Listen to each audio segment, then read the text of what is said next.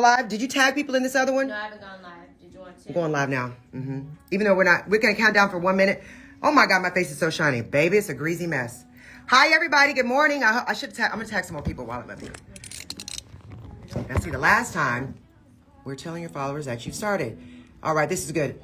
Well, hi, everybody. Okay, are both phones even? Do not disturb. Wave. Let me see. Okay. Why do I have so many sparkles on my head? Too many sparkles is not very professional. And I'm shiny over on here. Hi, cousin Renita. Oh my gosh, it's so good to see you. Let me see if I can. I'm changing my filter. What's my first? I don't want to start talking. Should I start talking about the housewives first or start talking about all the rappers first? Do the rappers first. Rappers first? Okay. Yes. All right. Well, first give an introduction. Yeah, I'll do my introduction. How long was I gone? 2 weeks? Yes. Okay. I don't see the filter that I need to select on this other one. For the did you go to which one? McDonald's has its own filter. Go McDonald's. Okay. About to play favor? Okay, favorite. You gonna play my drop first? Yes, It's 10. Play the drop. Hi, y'all. I've been on vacation for 2 weeks. I took the whole Holy Week off. All right, here we go. I'm hot in here. Jeez. And my face is all sweaty. It's not sweaty. I have too much serum on. And I don't have no makeup on today. Today's one of those days, y'all. It's just one of those days. I've been gone for so long, I still feel like I'm on vacation. But we got a whole lot of good stuff to talk about this morning, baby. Because, it seems like in legal news, all the rich people are suing each other. Thank you, Jesus. It gives us a whole lot to dive into. Are you going to do another drop or do favor? No, I'm about to play favor. All right. I need some more slack on my headphones.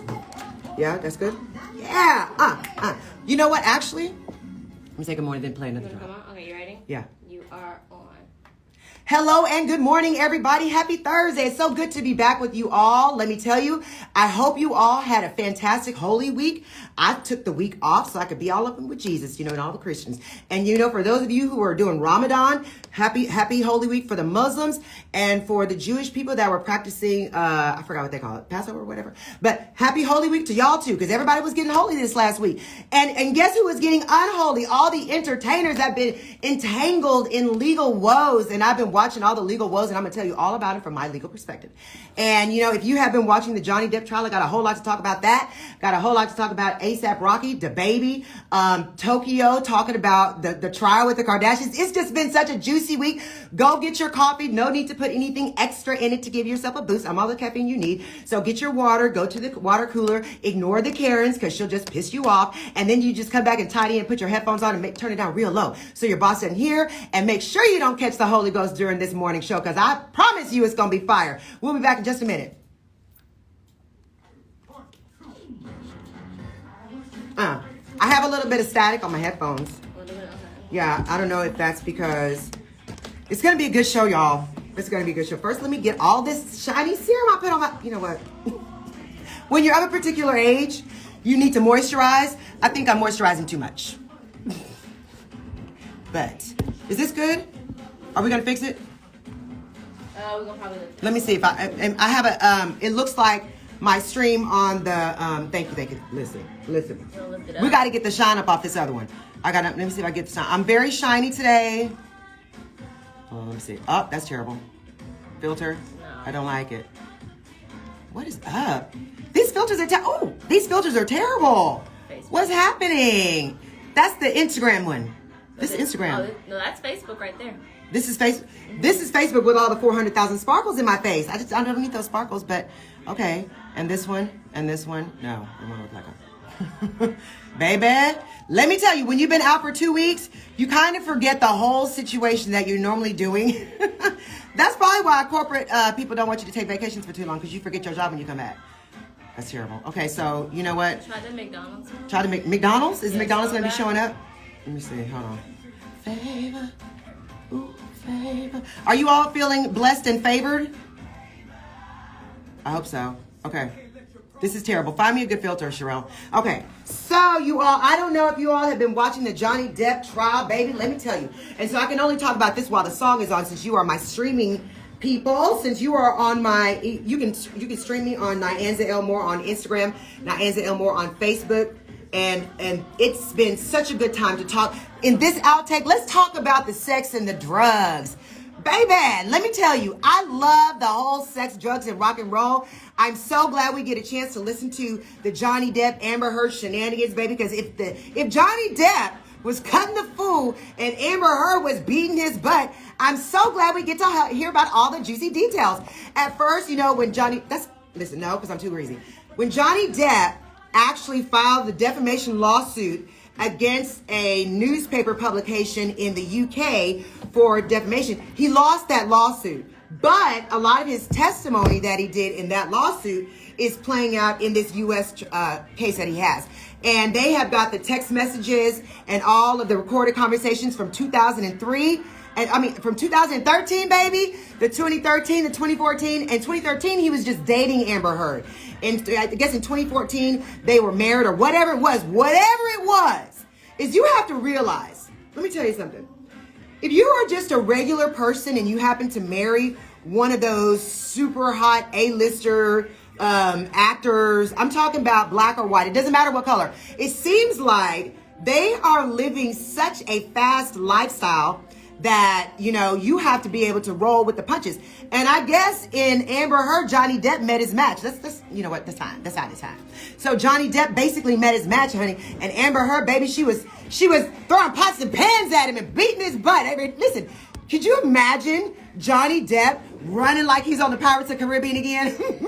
He said yesterday in his testimony that he was having to run from bathroom to bathroom in the gigantic mansion that he has, trying to run away from Amber and lock the door. And one of the doors, she broke down and started busting him up. Listen, for all that you can see with Amber Heard's looking all demure and stuff, the way they look on the red carpet is not how they are at home. And thank God for that, because this gives us some more to talk about of the celebrities that we like to idolize when we see in the movie. Now, we already knew that Johnny Depp was basically this sexy A-list gangster, and he was a hard-partying animal. And you know what? In Hollywood, they don't judge each other. No, ma'am. It seems like if you're not some sort of a crackhead, you're not going to be very successful in Hollywood. So I'm about to go back on. Hold on. Oh, yeah, that's good. Oh, yeah, I still hear a little bit of static on my left side. Fix me up, fix me up, fix me up. Fix me up. What's my first story coming back? Woo. It's too loud. It's too loud, too loud, too loud. She's trying to bust out my eardrum. Turn it down and give me another song. Okay. Because I want to get rid of the static before I go on. Is it the system or is it my headphones? It's the system. Huh? It's the system. Oh gosh. Okay, so here's what goes. So you know what? And if you were you listening to what was going on between all the drama and all the fake news that some blogger put out there that ASAP had cheated on Rihanna? Better? It's too loud in my left ear and it's just right in my right ear. Right here. Yeah, I still hear static, but that's okay. I can work through it. It's just really, I'm just going to have to, we're just going to have to power through it. Anyway, so literally, when you think about all of the drama, I've been following along with the Kardashian trial that Black China has. Baby, let me tell you something about Black China, honey. With her cute little dimples that she has, her mama was a stripper too. Black China's mom, Tokyo Toni, was a stripper for like a long time. That she got pregnant with China and had China in the strip club since she was 16. And you know you're not supposed to be at the strip club dropping it like it's hot until you're 18. But you know how they do. I think, what are they, in Florida? They go buck wild early, and the strip club owners, I don't think they really care how old they are, because I don't think they're really enforcing it at the black strip clubs. They're just trying to make money. But she and her mom used to strip at the same strip club, girl. What are you talking about? Could you imagine you and your daughter stripping for dollars and you're like, she's a minor? Well, you know what? Let me tell you something about that hood rat mama. Baby, her daughter was able to make millions and hook up with the Kardashian brothers. So you know what? I ain't mad at her, because you have to work with what you got. And God, she didn't have a lot of brain power. She was not, let's say, college bound person. And she knew that her daughter was going to be just like her mama. So you know what? Tokyo Toni at one time was competitive with Black China at the strip clubs. And when Black China was making more money, Tokyo Toni was getting mad. And that's what Black China's best friend said on one of the documentaries she did about why her and Black China broke up. So when we start talking about Black China on the air live, I'm going to give you guys the background to the foreground to know exactly why it's all good for me watching Tokyo Toni go all in on the Kardashians, or the Kardashians, as Amber Rose would call it. But as far as I'm concerned, this Kardashian trial, it's too bad that Johnny Depp's trial and Black China versus the Kardashians trial is going on at the same dang time, because then all the white news outlets have to figure out which trial they're going to go ahead and show the play-by-play. So Johnny Depp wins over Blac Chyna, because come on, y'all. Johnny Depp has way more money, way more status as a true A-list actor, and his coke habit was way more fabulous, and Amber Heard was going right on with him, and we love to hear about people getting busted upside the heads, and nobody calling the police, okay?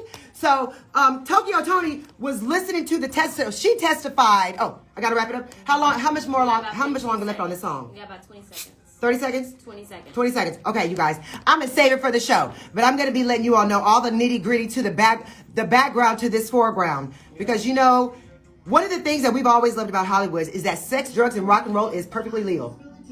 Here is the top T on It's Debatable with attorney Diane Zamora on 95.3 Jams. You are on. All right, everybody. Did you follow my last instruction? Did you go ahead and get your coffee? Did you get your caffeine?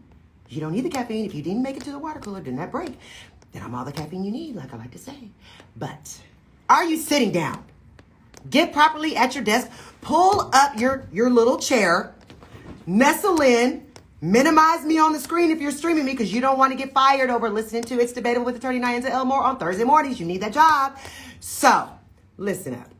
If you have ever thought about what it would be like to be famous, well, baby, Amber Heard and Johnny Depp are giving us the inside take on what it's like to be a multi-hundred millionaire. Did I coin a new phrase? Yes, I did. A multi-hundred millionaire means he's worth like $300 or $400 million. Apparently, you know, remember when Johnny Depp sued the UK newspaper for defamation and slander? Well, he lost that lawsuit, but then he was like, okay, I'm fine with losing against y'all, but I will be suing Amber Heard for $50 million. $50 million. And guess what? She's suing him for $100 million because he's got more money. Or maybe it's the reverse. Either way, whatever it is, it's a lot of money. So if you were listening and following along with the trial, with what's going on with them, if you missed some of it, you don't need to worry, because you can make sure you get the play-by-play from me every time. So yesterday's testimony, Johnny Depp was on the stand all day. And here's how I have to say. Johnny Depp, people were trying to rag on him about his outfit. Let me tell you something.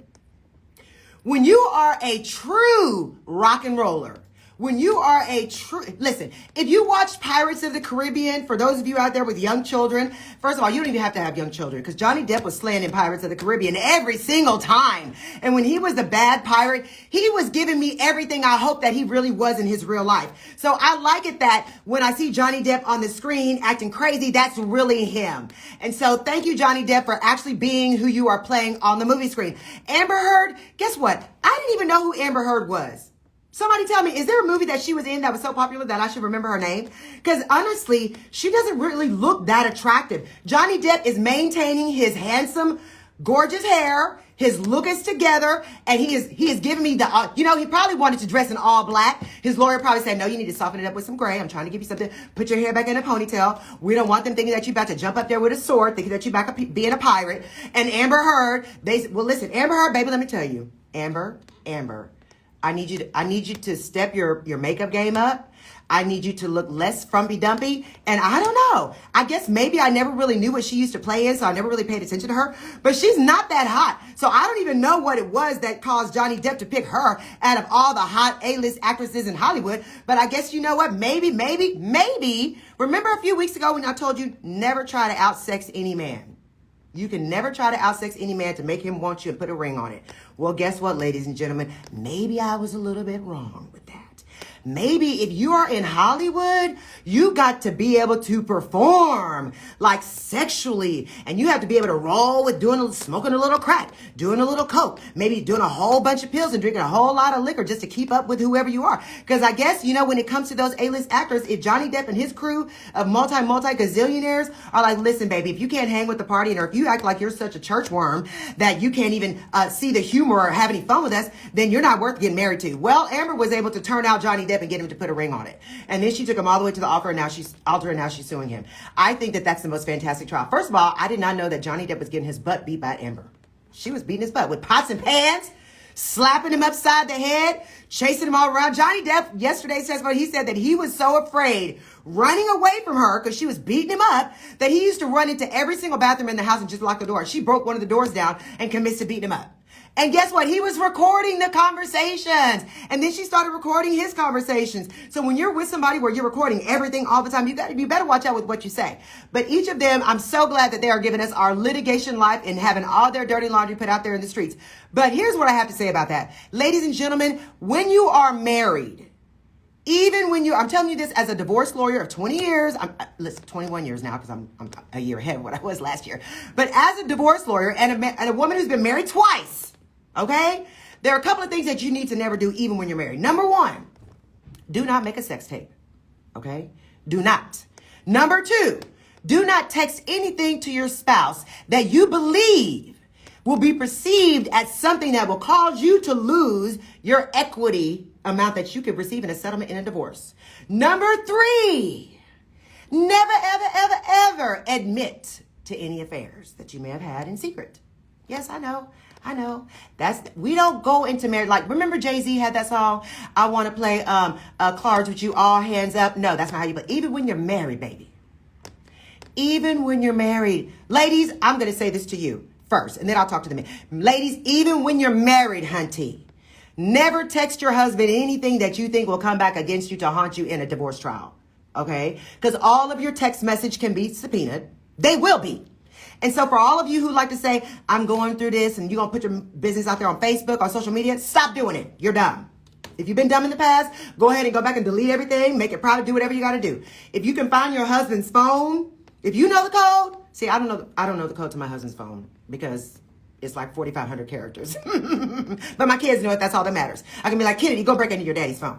But anyway, if you know the code to your husband's phone and you sent him some raggedy text messages from like 1985 that you're like, oh, okay, that's going to come back and haunt me. I admitted that I was a crackhead that night. Then you need to go back and find it and delete it. Go into his phone and wipe. If you can't find exactly where it was, go to his phone and go ahead and wipe it all. Wipe all of it, all the data. Be like, ooh, baby, I hit the wrong button on your phone and everything's deleted. Then you'll be fine. If you have a sex tape that you made with your husband, go ahead and burn it, honey. If you saved it to the cloud, delete it, and then maybe your dumb husband, if you're about to divorce, will not remember that it's saved in the cloud forever. And let me just tell you something about that. Text messages, all of those things that are in the cloud are still in the cloud, even if you delete them. Even if you reset your iPhone or reset your devices, it is still there. Because what happens is law firms and people doing discovery in litigation, remember y'all, I'm a litigator.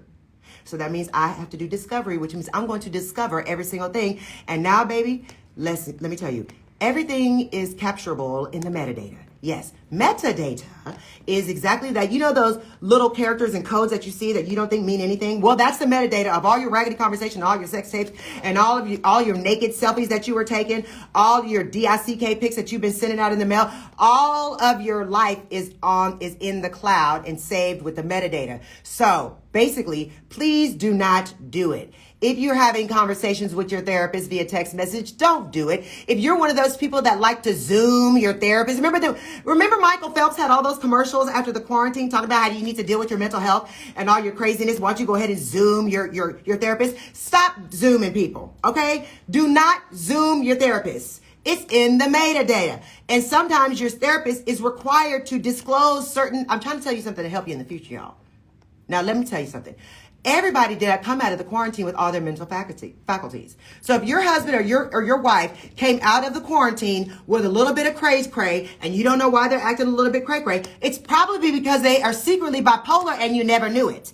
If your fiance or your spouse came out of the quarantine and they're acting just a little bit different, it could be because they have been sexting somebody else the whole time in secret while they were in quarantine. And now that quarantine is over, they're in a full-on blown out relationship. So for those of you who are getting therapy because you're bipolar on your Zoom, don't do that anymore. Switch to a therapist where you're in the office and nothing can be recorded.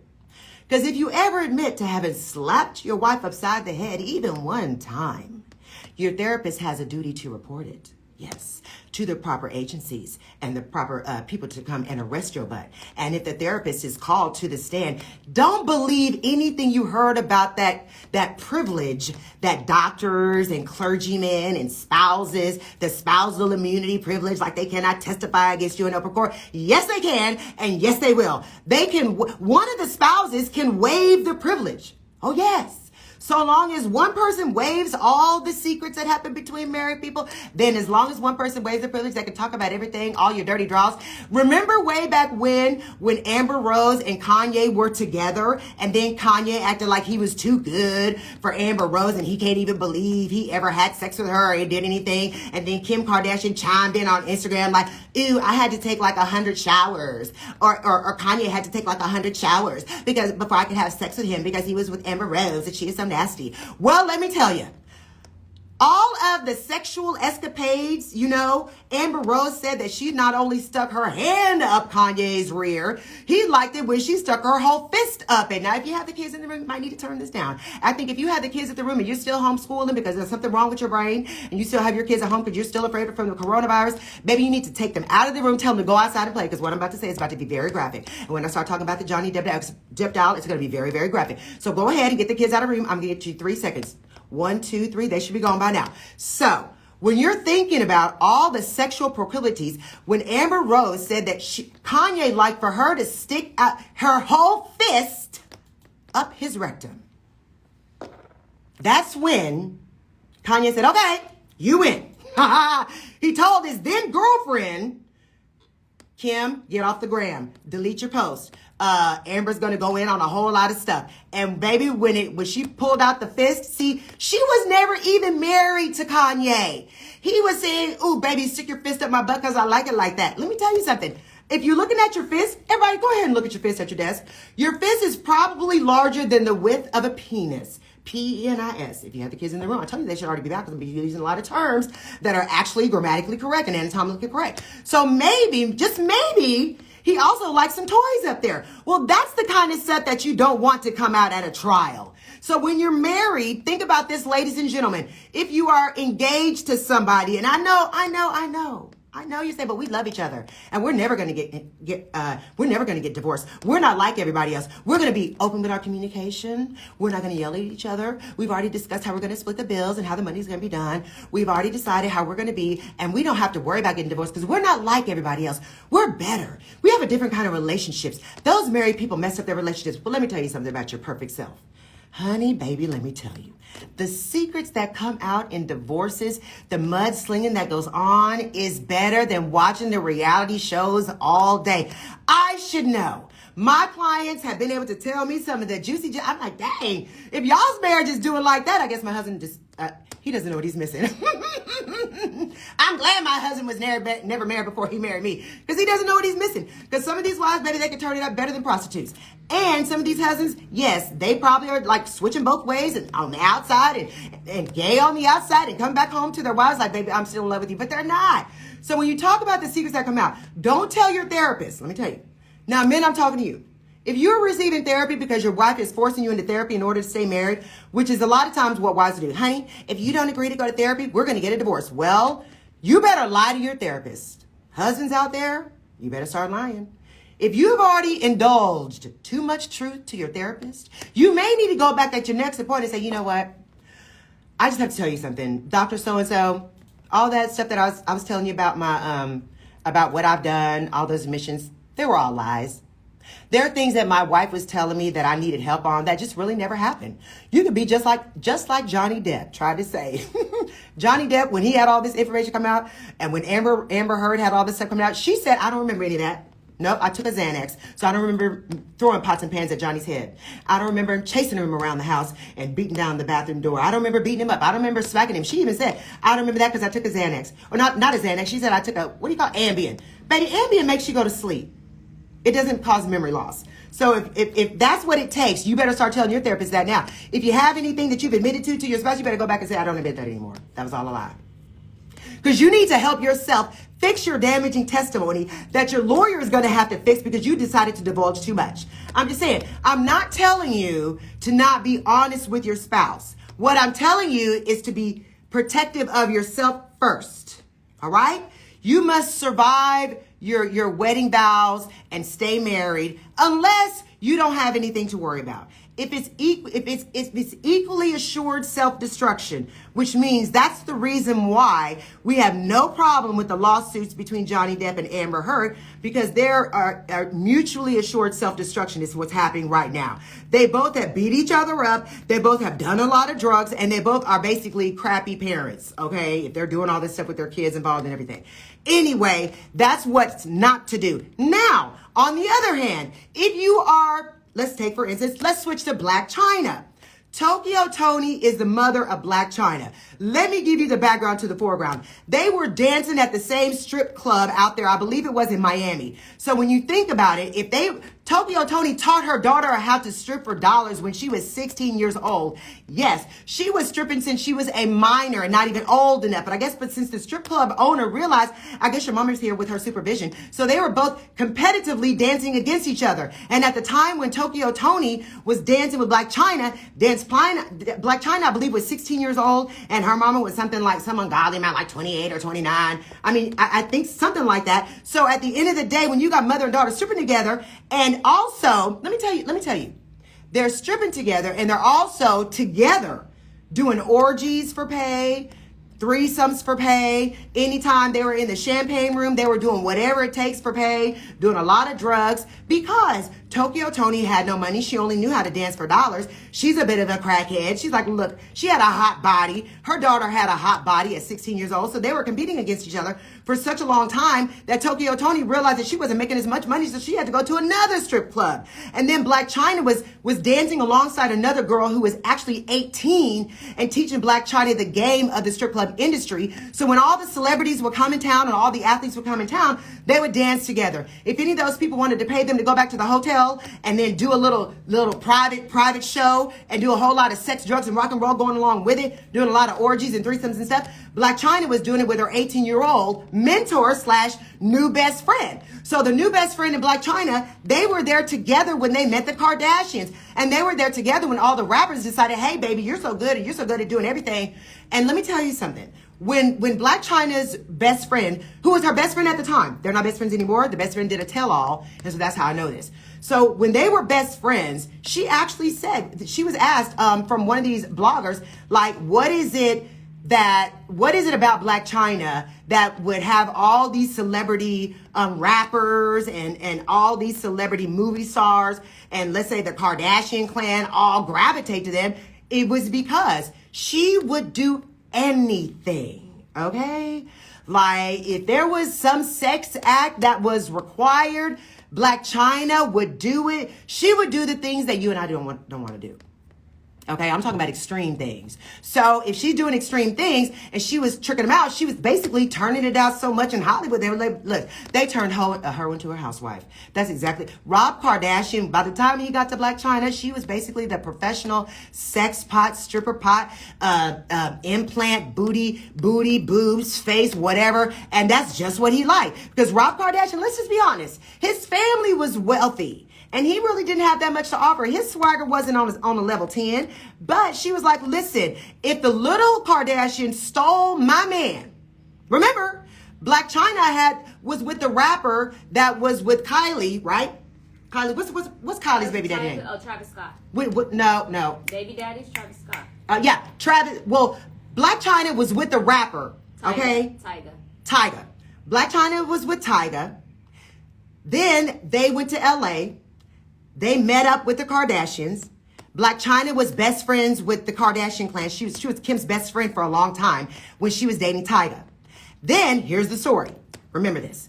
Black China and Tyga started hanging out so much with the Kardashians.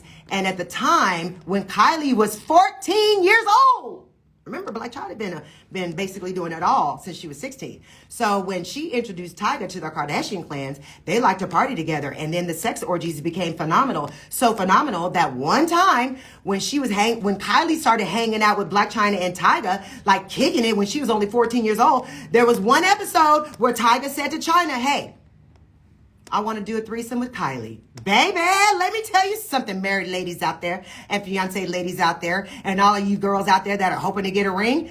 If you are not the best at it. And let me tell you, Black China, at the age that she was, when Tyga asked to have Kylie in a threesome with him and China, I'm sure China's sex game was at a scale of 1 to 10, she was probably 1,000,000. Okay? That's how she was able to ticker tape all the way up the scale to the Kardashian clan. But when Tyga asked for Kylie to come into the room, Tyga saw that as an opportunity to be like, look, I came on this red carpet with a stripper who's good in the game. But now I can have this Kardashian. If I can get me a Kardashian, then I've won and I can elevate my status. So what did Tyga do? Basically, got Kylie to do a threesome at 14 years old. Now, how's that for good parenting, Kris Jenner? Okay? I told y'all she was raising a harem of whores. And you know what? Those whores have been very successful. Because guess what? Kylie stole Tyga from Black China. And what did that stripper do? Like, okay, you took my man. It's all fair. It's all good. Because when Kylie stole Tyga from Black China was like, okay, Kim, why didn't you tell your sister to back up off my man the same way you had a problem when it was your other sister who had her man? What's the black girl that used to hang out with him, who's now dating the basketball player? You know, the Kardashians always have black best friends. All the girlfriends of the Kardashians are black girls. I'm just telling you. They like black men and they like black girls to be their besties. Anyway, so when that happened, that's when China decided, okay, I got one for you. Y'all girls think you got me and y'all decided to let this happen with your sister taking my man. Well, guess what? I'm going to take the prince of the Kardashian clan that still has the Kardashian name and I'm going to turn out Fat Rob over there. And what happened? Baby, China turned him out so much so that Kris Jenner was like, oh my gosh, my son done drank the Kool-Aid. And now that he drank the Kool-Aid, and now that China is pregnant, because that's one thing that'll get you back every time, is getting pregnant by a member of the family that is the prince of the family, which is the only one that will actually have a child with the last name Kardashian. Because remember, only the male sons carry on the family name. The girls, I mean, they don't have a name. They're not. Listen, Kim Kardashian, she's the daughter of the Kardashian lawyer. Her sisters are too. But the Jenner name is what basically they have to marry somebody and take on the husband's name. But the Jenner name ain't crap. Because now Mr. Jenner, who gave the name to the clan, is a woman. So it doesn't really matter about the male heirs. The Kardashian name, well, Blac Chyna was suing the Kardashians because they didn't even want her to give her daughter the last name of the Kardashians. Boom. See what happens when they don't want you in the family, they try to close ranks. But I'm sorry. That child is a Kardashian. So at the time when they had the Rob and Chyna show, remember, whenever Kris Jenner had to go ahead and be like, okay, I'm going to go ahead and succumb to the pressure. Now, you and my son are so popular, we're going to give you your own television show, your own reality show called Rob and Chyna, where we're going to follow you all around so y'all can have your own $100 million status. And that way, Fat Rob can go ahead and get a life and maybe get his own status because the sisters are doing what they're supposed to as a part of the Kardashian harem. But the son seems to be a little bit lazy, a little bit fat, and a little bit whack. He has no swagger. So what happens? They said, we're going to be the exec. So Kris Jenner steps in as the executive producer and co-creator of the Rob and Chyna show. All right. And she likes to put all of her daughters as co-executive producers to make sure that they get a cut of the check and they have all the power in if whether or not the show is going to go on for a second season, how much their pay is going to be and all that kind of stuff. Well, what happened? Whenever Rob and Chyna started having all their domestic issues and whenever they were getting too out of pocket, when Chyna started being like, I don't really like Fat Rob and I don't want it. I just want the name. They decided, okay, when Rob and Chyna broke up, they said, no more Rob and Chyna. You're going to get fired. You're fired. The show is canceled. It's over. And that stopped Chyna from being able to make multi-millions of dollars working with her own reality show. It stopped her livelihood. So what did she do? File a lawsuit. The same way. Now, let me tell you something about Blac Chyna. She may have come from the hood. She may have been raised on the stripper pole. But let me tell you something. Her mom, Tokyo Toni, gave her enough game to be able to not be fearful of the giants in the room. So good for you. She's been fighting a David and Goliath battle 2 times. First, remember, y'all, she sued her landlord and she won and he had to pay her restitution and give her all of her back rent and forward rent and then some and all of her legal fees. So she's coming off of a win from 3 weeks ago to now starting from day one, this past week, on their litigation against the Kardashians. And Kris Jenner and Kim Kardashian had to testify on Monday, y'all. And since we're not getting the play-by-play because all the media is following along the Johnny Depp trial, let me tell you, Tokyo Toni came out and made a video, baby, and she let the Kardashians have it. You know, she said, let me say, you know, I think we have sound from Tokyo Tony's rant that she did talking about how ugly the Kardashians are in real life. How their faces are all cracked up and old. They look like monsters. And since she was high and rolling a blunt while she was doing this Instagram video, y'all, I'm going to play the sound for you right after these messages. And if you're streaming me on Instagram or Facebook, you're going to see her rolling a blunt talking about the Kardashians and how she equated Kris Jenner to looking like Jigsaw from the Saw movie. So we're going to have that sound for you when we come back. Now, mind you, she sounds like she has her skills together at the very beginning of it, but by the end of it, baby, when she starts puffing on the marijuana, when she starts puffing on the cannabis, her speech gets a little slurred when the weed starts working. So stay tuned. Go refill your coffee and come back in a couple of minutes. Y'all, you must never be out. Listen. My husband is probably watching me like he's supposed to every Thursday when he knows I'm on, when he probably should be working, but he's not because he's supporting his wife. Baby, Eric Moore has never gotten a sex tape out of me. Now, there have been times where there has been a special request. Like on our anniversary, every year. Baby, let's make a tape. Baby, let's make a tape. No. Baby, let's do this sex act. No. After year 15, he really stopped asking. When it got to this year, he said, well, I'm not going to ask for anything else. Nothing. Because you're not getting it. Because the way I look at it is this. I'm not doing anything that's going to be in the cloud. Now, his theory was this. Baby, if we make a sex tape, that just preserves how sexy we are when we're making love. I'm like, I already know I'm sexy. I can have memories. My brain is still good. You can just listen. He's like, what about when we need a highlight reel? When we're by ourselves in our alone times. When you're doing a solo, getting yourself happy in the solo faction, you might need a highlight reel that you play over and over in your head. Then he said, you don't need a highlight reel. We can just pop in the tape. I said, see, that's the problem. You don't need to pop in the tape because you have enough footage. Because see, if you're not going to make a sex tape at home with your spouse, then you better be having sex a whole lot.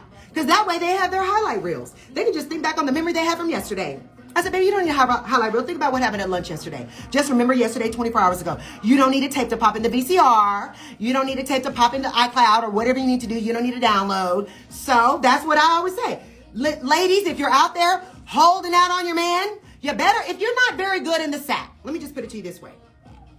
If you're great in the sack and only do like certain acts on certain fancy holidays or certain times on anniversary time, and your man keeps asking you for a threesome, why don't you just go ahead and spice it up a little bit and say, no, babe, you know we're not going to have a threesome. Because Nyanza already said on Insta Baby, will never bring another woman into the bedroom or never bring another man into the bedroom because they might just go ahead and be better than you, be willing to do more things than you want to do. And they also may be your husband's or your wife's new highlight reel. They may have so much of that highlight reel from that sex act that you did with that threesome that that's all they can think about. Now, what happens is this. They think about the threesome over and over and over and over. And then after a while, they stop thinking about their wife's part of the threesome and then start thinking about the extra girl that came in on the threesome. You get where I'm going with this?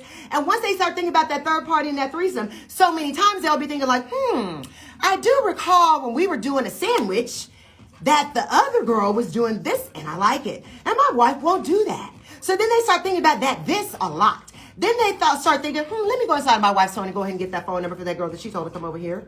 Or let me go ahead and figure out how I can meet with her and just see what she's like just in the real world. Maybe I can just go ahead and see what she's really like. Maybe it's okay to go to lunch with her. I mean, she's already seen me and my wife naked. Maybe it's okay if I go ahead and start texting her. It's strictly platonic and that's not cheating, just talking because we've already kind of had sex. And then the husband or the wife with that person, that third party person, starts thinking more and more in their mind that since we've already done the do, it should be okay with me to just hook up with her. It's not. So that's why Black China, she thought that it wasn't going to be possible for a 14-year-old to take her man in a threesome because she was the best at sex. She's probably like, I'm the best who ever did it, baby. And she probably was the top 10 in the world at having sex and doing stuff that we've never seen. She probably went through the Kama Sutra and did all the 100 poses. I'm thinking I'm only doing probably about 12 of them. You know what? And most of them just involve just some regular stuff that we already been doing. So it's kind of like if Black China can get her man taken from her by a 14-year-old, don't you bring somebody else in your bedroom. Don't you do it. Every threesome ends up in, let me just tell you this. If you're all sexy, if your wife is feeling very sexy or your husband is feeling very sexy and you know, you're at your slim weight, you know, your competitive weight when y'all are going out to the clubs and y'all are both looking sexy, y'all are both looking hot, and there's no puffiness going on. You got your swagger on. You're like, yeah, I know I look good. I already know. I don't need makeup still. My hair is popping. My outfit's popping. And me and my man are in sync. Well, if you're like that, and then you add a third person into a threesome, mind you this, you're never going to ask some fat person or person who's ungodly looking or you're going to only ask the sexiest person with the hottest body, you know, that look good naked, that you could imagine that they have all the sexiness going. They got smooth skin. They got a good weave or a good wig or just good hair, or they just got the sexiness. They're popping. If you and your spouse are feeling very, very sexy like that, like y'all are both 10 and 10, then you're only going to ask another 10 to join your bedroom. I know you know I'm right. So here's the risk that you're taking. You may ask another 10 to enter in you and your spouse's 10s and then go tango in the bedroom. You got 3 10s in the bed. Well, one of you in that marital unit is going to all of a sudden get a little bit lazy on the workout regimen. Get a little bit lazy on dressing fly and keeping it tight. Get a little bit lazy on keeping up your barbershop cuts or your manscaping or your hair salon appointments or whatever it is. You might let your weave get all raggedy and you're letting your eyelashes fall off. You're not just looking at like you're at your fighting weight because you've all of a sudden forgotten that when you were at your sexiest weight, you and your husband decided to bring another woman or another man into the bedroom. And now that you're feeling a little bit fat, your husband may be like, well, I'm still a 10. And now that you're looking like you're about a 4, I don't really want to have sex with you. Because ladies, when you get a little bit fat, men, when you get a little bit fat and your spouse is still fine and keeping it right, you all of a sudden don't feel like having a lot of sex. If you have your kids in the room, please tell them to leave. I'm trying to tell you, I'm trying to save you from the parenting classes that you're going to have to take if you're getting divorced. So if you're having those issues, you will, if you're fine today, believe me, one day you won't be fine. Now, you may be able to go ahead and get your snapback on, but one day you will no longer be the hot girl or the hot guy on the block.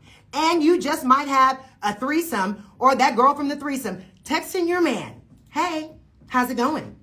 And he might just text her back. And then they may just meet up at the hotel. No soundbite. There's no clean version. There's no clean version? No clean version. What are we going to play? Yeah, you ready? Give me a song. Give me a song. Okay, give me a second. It's 10 in the morning. Okay. No, I don't need a full song. I just need that. Okay. The top tea on Are we going with DaBaby? Yes. So let's go with A$AP Rocky first. Okay. You are on. Okay, everybody, we're back. If you were listening to the last segment and you just got your coffee and got your water and got back at your seat, the lesson is don't have any threesomes, okay? Don't have any threesomes where you are out there thinking that, because let me just back up. If you were listening to me on the app, on my streaming apps, on Facebook or on Instagram at Nyanza L. Moore, then you were able to hear all the juicy tea that I dropped in the sidebar. But let me just go ahead and tell you what I told the people that were listening to me on the stream.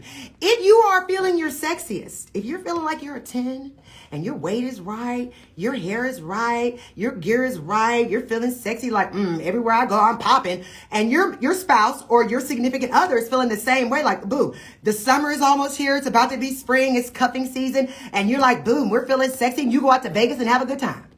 You go to Vegas and have such a great time, you say, yeah, you know what, baby, nobody's out here.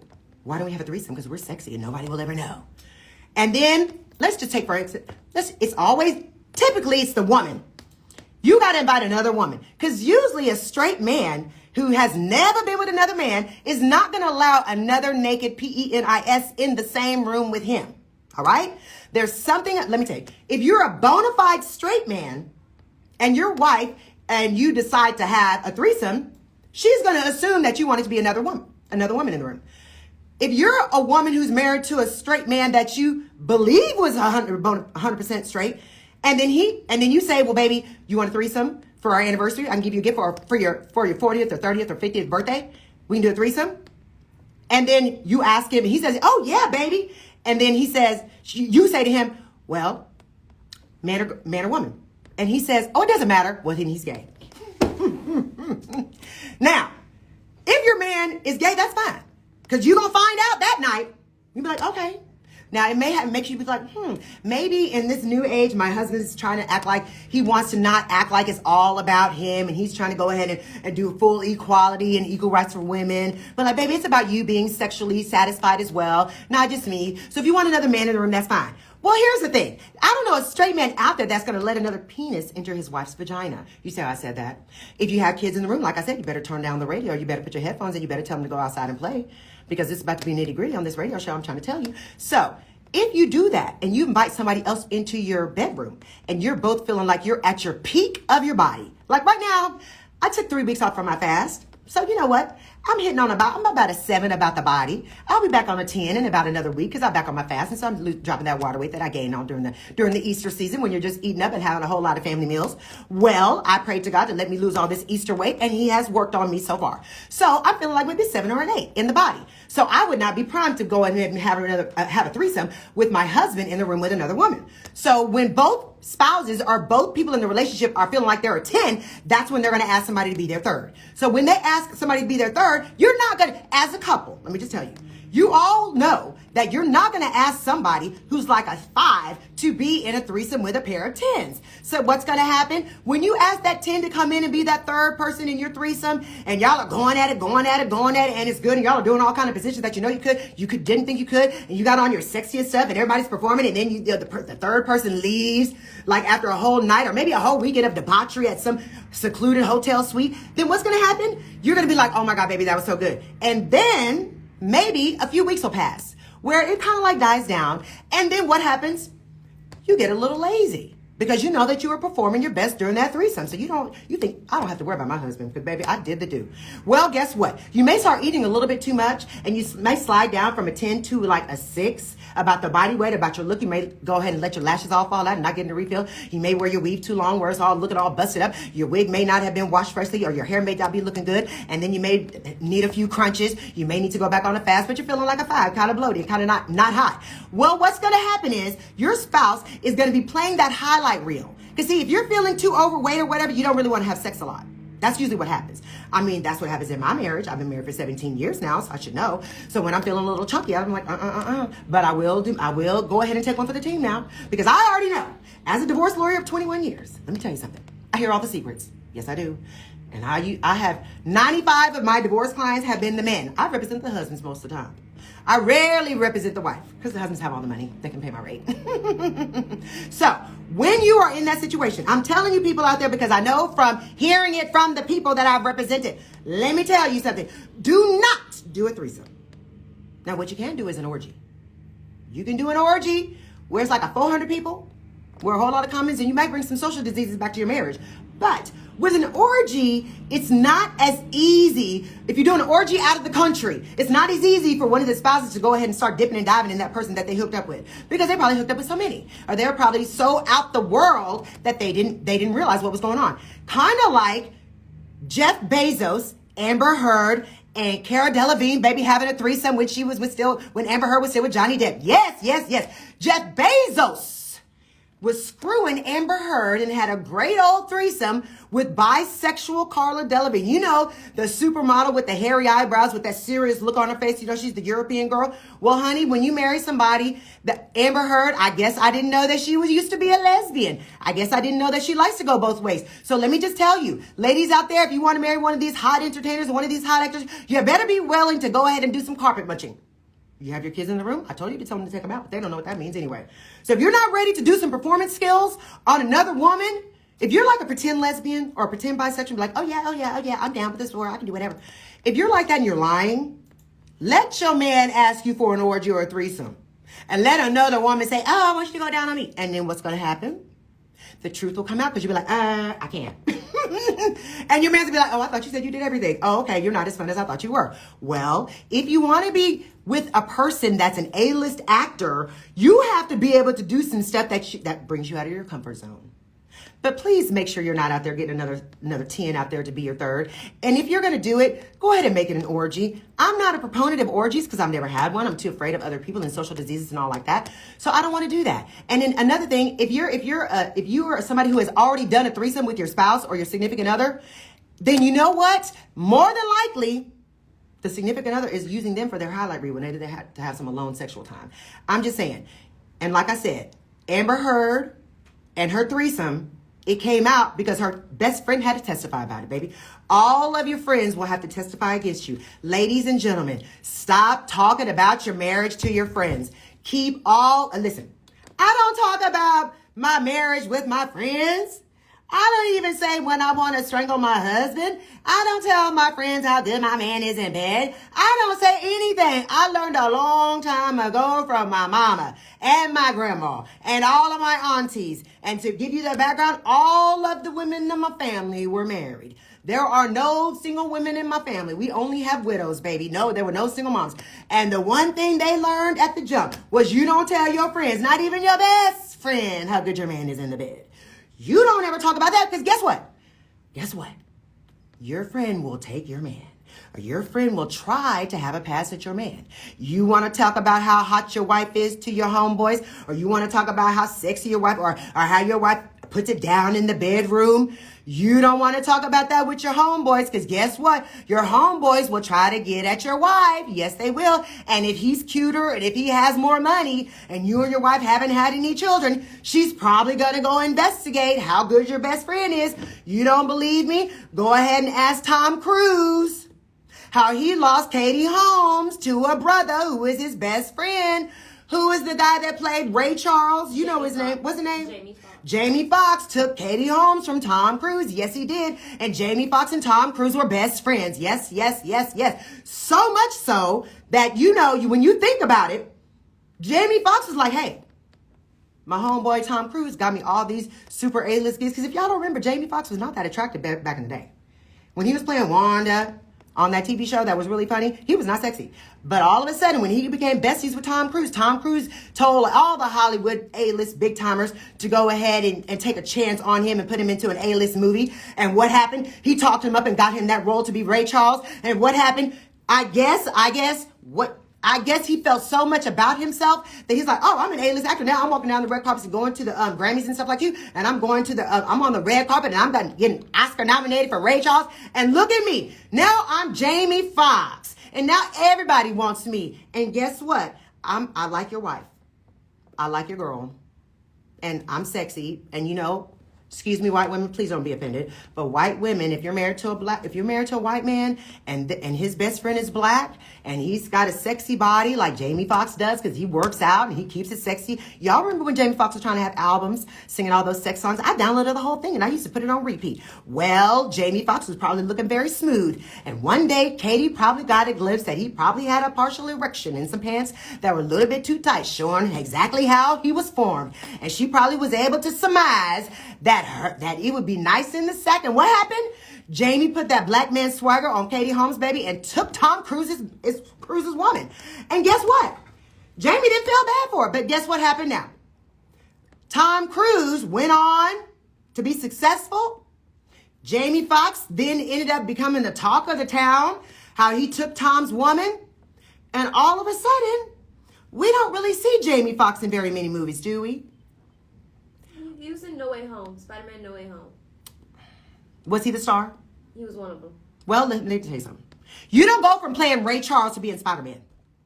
I'm sorry. You're supposed to step your game up. Remember, first, Will Smith was Men in Black. 1 and 2 and 5 and 6 and 7, Men in Black. And then all of a sudden, he was the last man alive standing. And then all of a sudden, he was Muhammad Ali. And then after Ali, he was King Richard. So when you say you need to make a progression up, you don't slide back down.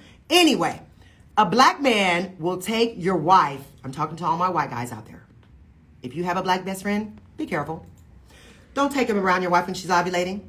No, because she will find a way to find the penis of the black man. I'm just sorry. It's just the way it is. I told you all 3 weeks ago that anatomically speaking and anthropologically speaking, there have been studies to confirm that the black man has the largest member of any racial makeup of man on the planet. So I'm trying to tell you all, if you're white, don't have a threesome with a black man. That's number 1. Don't invite a black man into your bedroom. You'll lose every time. Number 2, if you are a bisexual wife who married a man, invite another man in and see if your husband is truly gay. That's a good fail-safe. Does anything happen to happen? Does he go ahead and do some things that you're like, uh-oh, I can't believe you did that. So if that's the case, you can find out what their proclivities are, their sexual proclivities are by saying, just enter that, like, baby, if we did decide to have some threesome after our 25-year anniversary, we would probably have to, if it's another woman, she has to have dentures. She has to have dentures with a hot body. Basically be Kris Jenner, so that we can make sure that I can outperform her, and then I'll be able to live longer. Because you won't be trying to run around her. Because remember, Kris Jenner's boyfriend is black. Remember, Kanye West blasted him. That brother went from working as the security, and I'm sure Kris Jenner walked by the security guy when he had a little bit of a partial erection from a highlight reel that he probably was playing over in his mind. And Kris Jenner said, oh, I'll take some of that. Because guess what? How long have they been together? Like 5 years or 6 years, and she's always posting stuff, and they're always together. So listen, if Kris Jenner is taking a page out of her daughter's handbook, like we only go with black men, then guess what we all know? That maybe, just maybe, there are two things that I can surmise from this. Kanye West is probably bisexual, which isn't a bad thing. You know, if he likes fists up his rectum, he's probably bisexual because he likes something up there. And that should be an exit only situation, not an insurance for anything.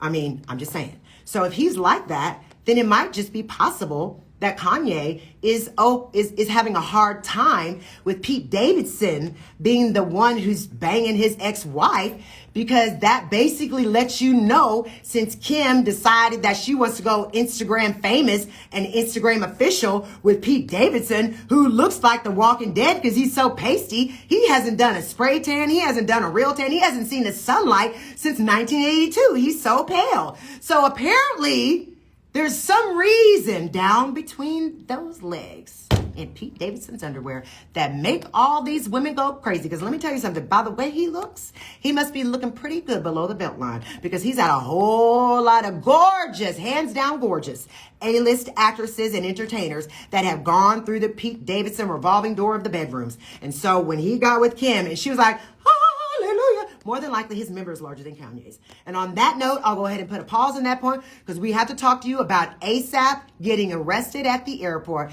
Now, black people and white people and brown people out there, if you have a warrant for your arrest in any jurisdiction in the United States, do not travel anywhere where you need a passport. They're always going to let you leave the United States of America. But when you come back, the moment you be like, okay, here's my passport, I'm coming back, well, you're going to be arrested. They already called the authorities. You know, when they look at your passport and go like this, like 3 times, they're not really looking because they don't think it's you. They're looking because they need to go ahead and look 3 times, which will give them at least 10 seconds, and one of those looks alerted the feds. Bring over the handcuffs. He's going in. Well, that's exactly what happened to A$AP Rocky. We're going to talk about him and Rihanna when we come back from this break. Boom, boom, y'all. I'm going to share the Tokyo Tony video is in the notes, so I need you to pull that up so we can play the sound on that. And let's see, you guys, isn't this a good show? Oh, I'm all sweaty. Yeah, I'm all sweaty because these hot lights and I'm a little bit chunky right now. I'm a little bit chunky. I'm gonna have to come out of this sweatsuit, y'all. I was looking kind of cute. See, let me tell you what happened. So for Easter Sunday, I bought this wonderful white dress. I bought it like 2 or 3 months ago. It was on sale at Tootsie's. If you know anything about Houston, it was on sale. So I'm still thin, but let me tell you what happened. I bought that white dress, babe. I wear a size 4 in my regular life. Now I'm 5'11", so that's kind of thin, which is good because I'm a summer person, so I'm always swimsuit ready at any moment. If my husband ever says we're going to Jamaica tomorrow, I'm ready. Let me just grab my bikini. I don't listen, but when I knew I got my white dress, I got my whole outfit ready for Easter, because you know Easter is when you wear your white. It's finally the time where you can go ahead and officially bring in the springtime, honey. When I tried on that 4 on Easter Sunday morning, ladies and gentlemen, I could not get it over these hips. I said, oh no, no, I got to push back from the table. I couldn't even wear my 3-month planning outfit on Easter Sunday because I had been eating donuts. I don't even eat donuts. I was eating a sour, what do you call those? A donut every morning with my decaf coffee. And all of a sudden, I started eating bread. And I don't eat bread. And then I started eating pasta. Because once you break your fast, if you're out there in diet world, which is my new world, once you break your fast, you will all of a sudden so easily slide back into the eating too much. Okay. So let me see. Let me play. Kim had this big ass. They look homeless. Okay, No, y'all. I'm not playing. Y'all listening? And it made me so mad. Y'all gonna try to downplay your fucking self. I'm sorry about the language. She's a cursor. Chris had on a fucking crusty ass tan suit with one button. None of them bitches had shirts under their belt. It was horrible. Look. Y'all, she's rolling a blunt. Can you see? Can you see that close? Can you see that? Them bitches in front of me, that's their seat. Cause wherever you was sitting for the whole thing, they got me a seat. The motherfuckers that was sitting beside me, the funny part, motherfucker. You wanna know? This shit gonna get crazy. I don't give a fuck. Nobody is sitting on either side of me. I'm gonna tell you, you're gonna have to slide down, bro, sis. You media. Get the fuck. Nah, get off my shoulder. Imagine if Tokyo Tony was your mom. You're not sitting beside me. No, nothing is gonna. So I'm gonna speed it up to where she's going crazy, so it can be paused for when we go. No. Is weed illegal? Where's Tokyo Tony live? Does she live in Florida still? She's still out there in Miami. Renee, this is Tokyo Tony, Black China's mother. You know, the Kardashians are on trial basically because Tokyo Tony's daughter, Black China, who she was stripping with in this clubs when China was 16. She testified with Black China the day before the Kardashians started testifying. Y'all see that little? Okay. She's talking about their gear, so she's smoking. Y'all see that motherfucking thing that be on the tricycle saw? The little man on the tricycle be. She's talking about Jigsaw. Like this on the movie Saw. She look.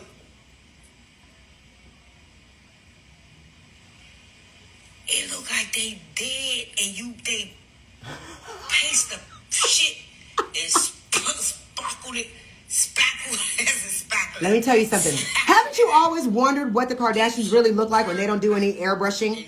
We got a glimpse of it when one of the assistants posted one of what's the one, Chloe, without being basically auto-tuned, and that went around the world. Baby, they were just monsters. Because they right there, it's like, bitch, I don't fuck with y'all. But bitch, you right here in my face. I was looking and they was doing everything look like. Let me show you what Kylie did. It's Kylie. I don't need to lie about a motherfucking thing, ho. She said, I ain't scared of Kardashians. I'm a motherfucking dude, bitch. I don't love every bit of shit I'm saying. Kylie was doing me like this. She was looking straight like this.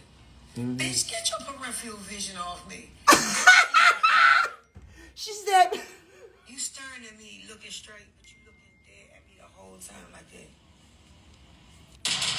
you guys, isn't that the best? Okay, so let me get the I'm gonna get the sound back. You hear me? Mm-hmm. And then get it queued up to where it's supposed to be. Black She threatened the judge as well. Oh my God, this is so good. And then so let me go. Oh, how many seconds do I have left in the song? 45 seconds. 35 seconds. Okay. So pull it back up to where you were, and then let me go ahead and fast forward. You guys, could you imagine her being your mama? Oh Lord, baby, they were not going to church. They were not celebrating Ramadan, Passover with the Jews, or Easter. They look homeless. No, I'm not playing. So, and it made me so mad. Y'all gonna try to downplay your fucking self. Hold on. Get off my shoulder. Let me know when you're ready. Hold on. I'm getting cued. You're not sitting beside me. I'm say when you know your shit. Damn, people don't know your shit. Mm-hmm. Stand up back the fuck this way. You're nobody. Nah. Okay. Play. On either side of me. Okay. I'm gonna tell you, you're gonna have to slide down, bro. No, hold on. Sis, you media. Get the fuck. Nah. Get off my shoulder. She's so gangster, man. Get this whole row. Okay, y'all ready? Ooh, let me put, hold on, in the head. Ooh. Alright, I got another drop. Okay, get in there. In the morning, and it's time to spill the tea. Here is the top 10 Okay. on Instagram. So I gotta turn the volume all the way up. Okay. Hold on. You are on. Okay, everybody. Now listen, I was supposed to play the sound from Tokyo Tony, but I didn't have it when I came back from my last segment. So I have it now. Are y'all ready?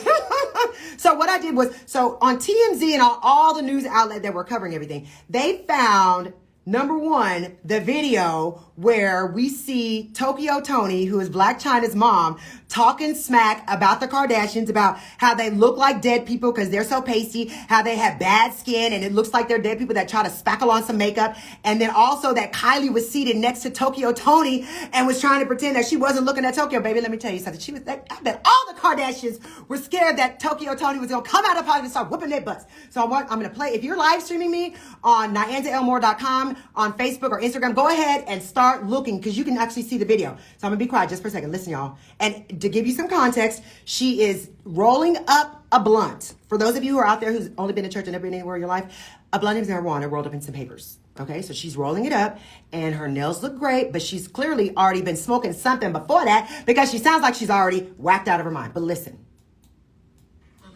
Stand the fuck up and back. And there's, hold on, let me pause.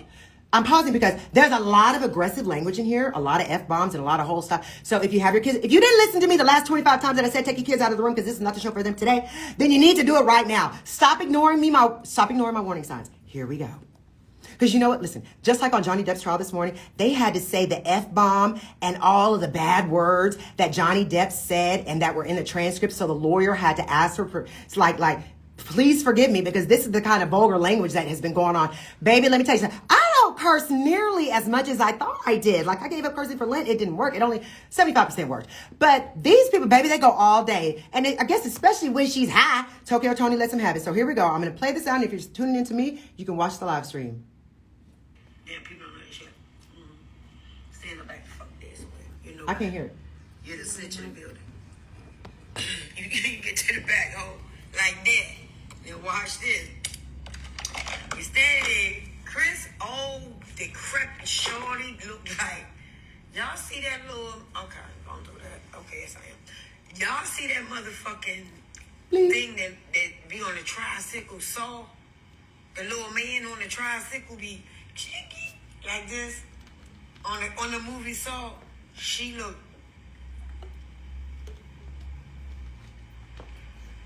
It looked like they dead and they paste the shit and spackled it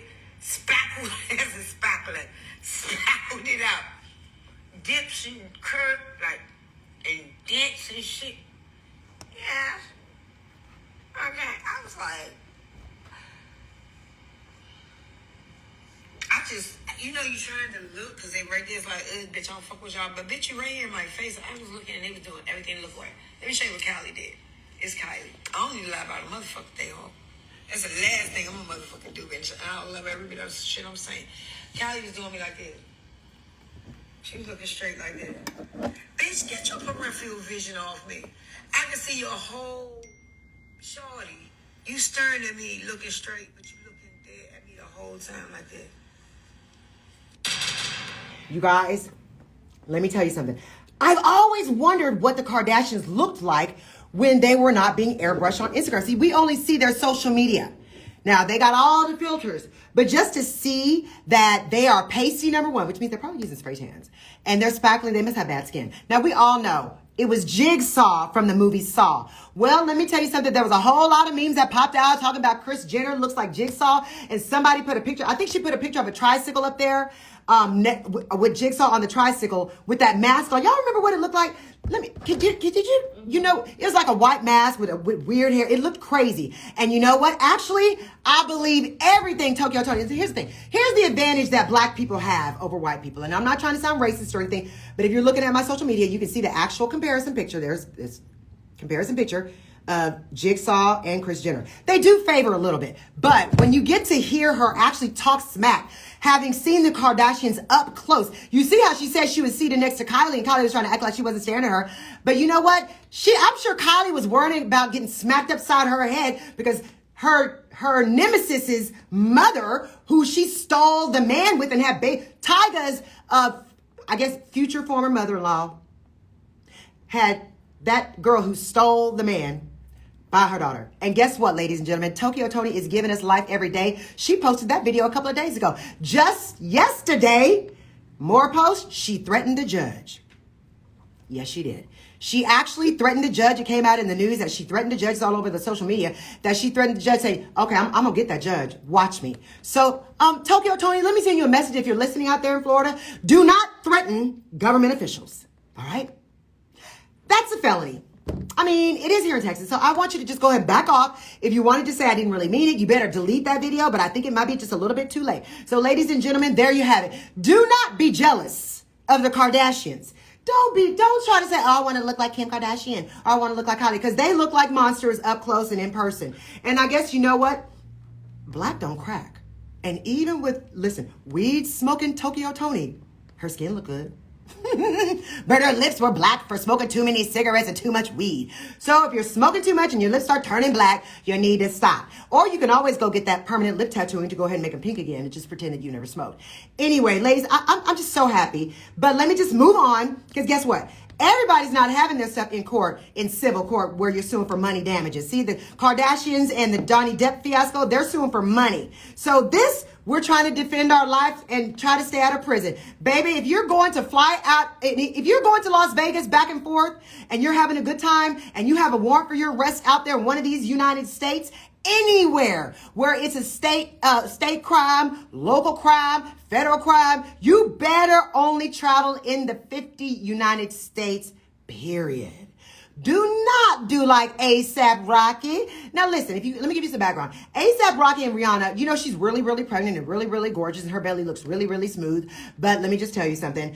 Her and her man had a whole lot of rumors that were put out there by this blogger who admitted that he was lying about the sexual affair that he alleged A$AP Rocky had done against Rihanna and basically cheated on her. Well, the person, when all this was going down after such a great week that Rihanna was having, A$AP Rocky and Rihanna decided to go ahead and take a trip to Barbados really quickly, where Rihanna is from.